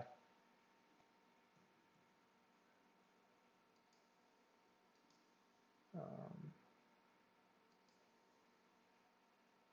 I gotta work on that half pipe level. I think I'm done. I'm super hungry. I haven't eaten, and it is 7 o'clock. my time. 7-Eleven. I miss 7-Eleven. So thanks for coming, helping me make this game, and hopefully I'll be done with this game in 2 to 3 weeks. Launch it on the App Store, and then start working on another game. But yeah, shooting for 50 levels. We got maybe like so far we got about 18. We got 20 levels, but I don't like three of them, and still need to do a lot of polishing, UI. Still trying to figure out a better way to have the player finish. It's kind of cool on the landing pad, but yeah, yeah. And I'm uh, I just realized I'm gonna put this on my phone when I finish this live stream because you gotta put the games on your phone. You gotta. If you don't do that, then it's you never know. What's up, Sofx? I'm doing great. I made about 10 levels and did a lot of troubleshooting. And so they work good in Buildbox, but I need to test them on my phone because yeah, I think I'm gonna test it on my phone and then I'll maybe record video footage and upload it onto my YouTube page because I think and then throw in music or something. But yeah.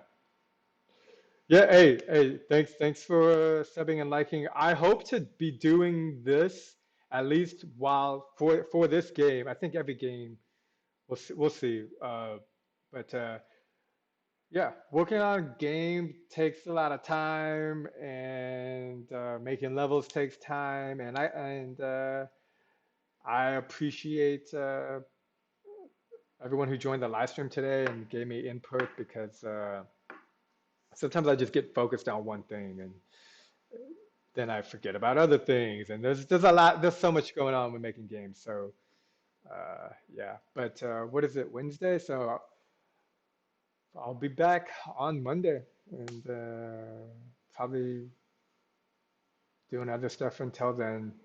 Hopefully making adjustments and be playing the game on my phone. So yeah, until next time, you guys stay safe out there and peace.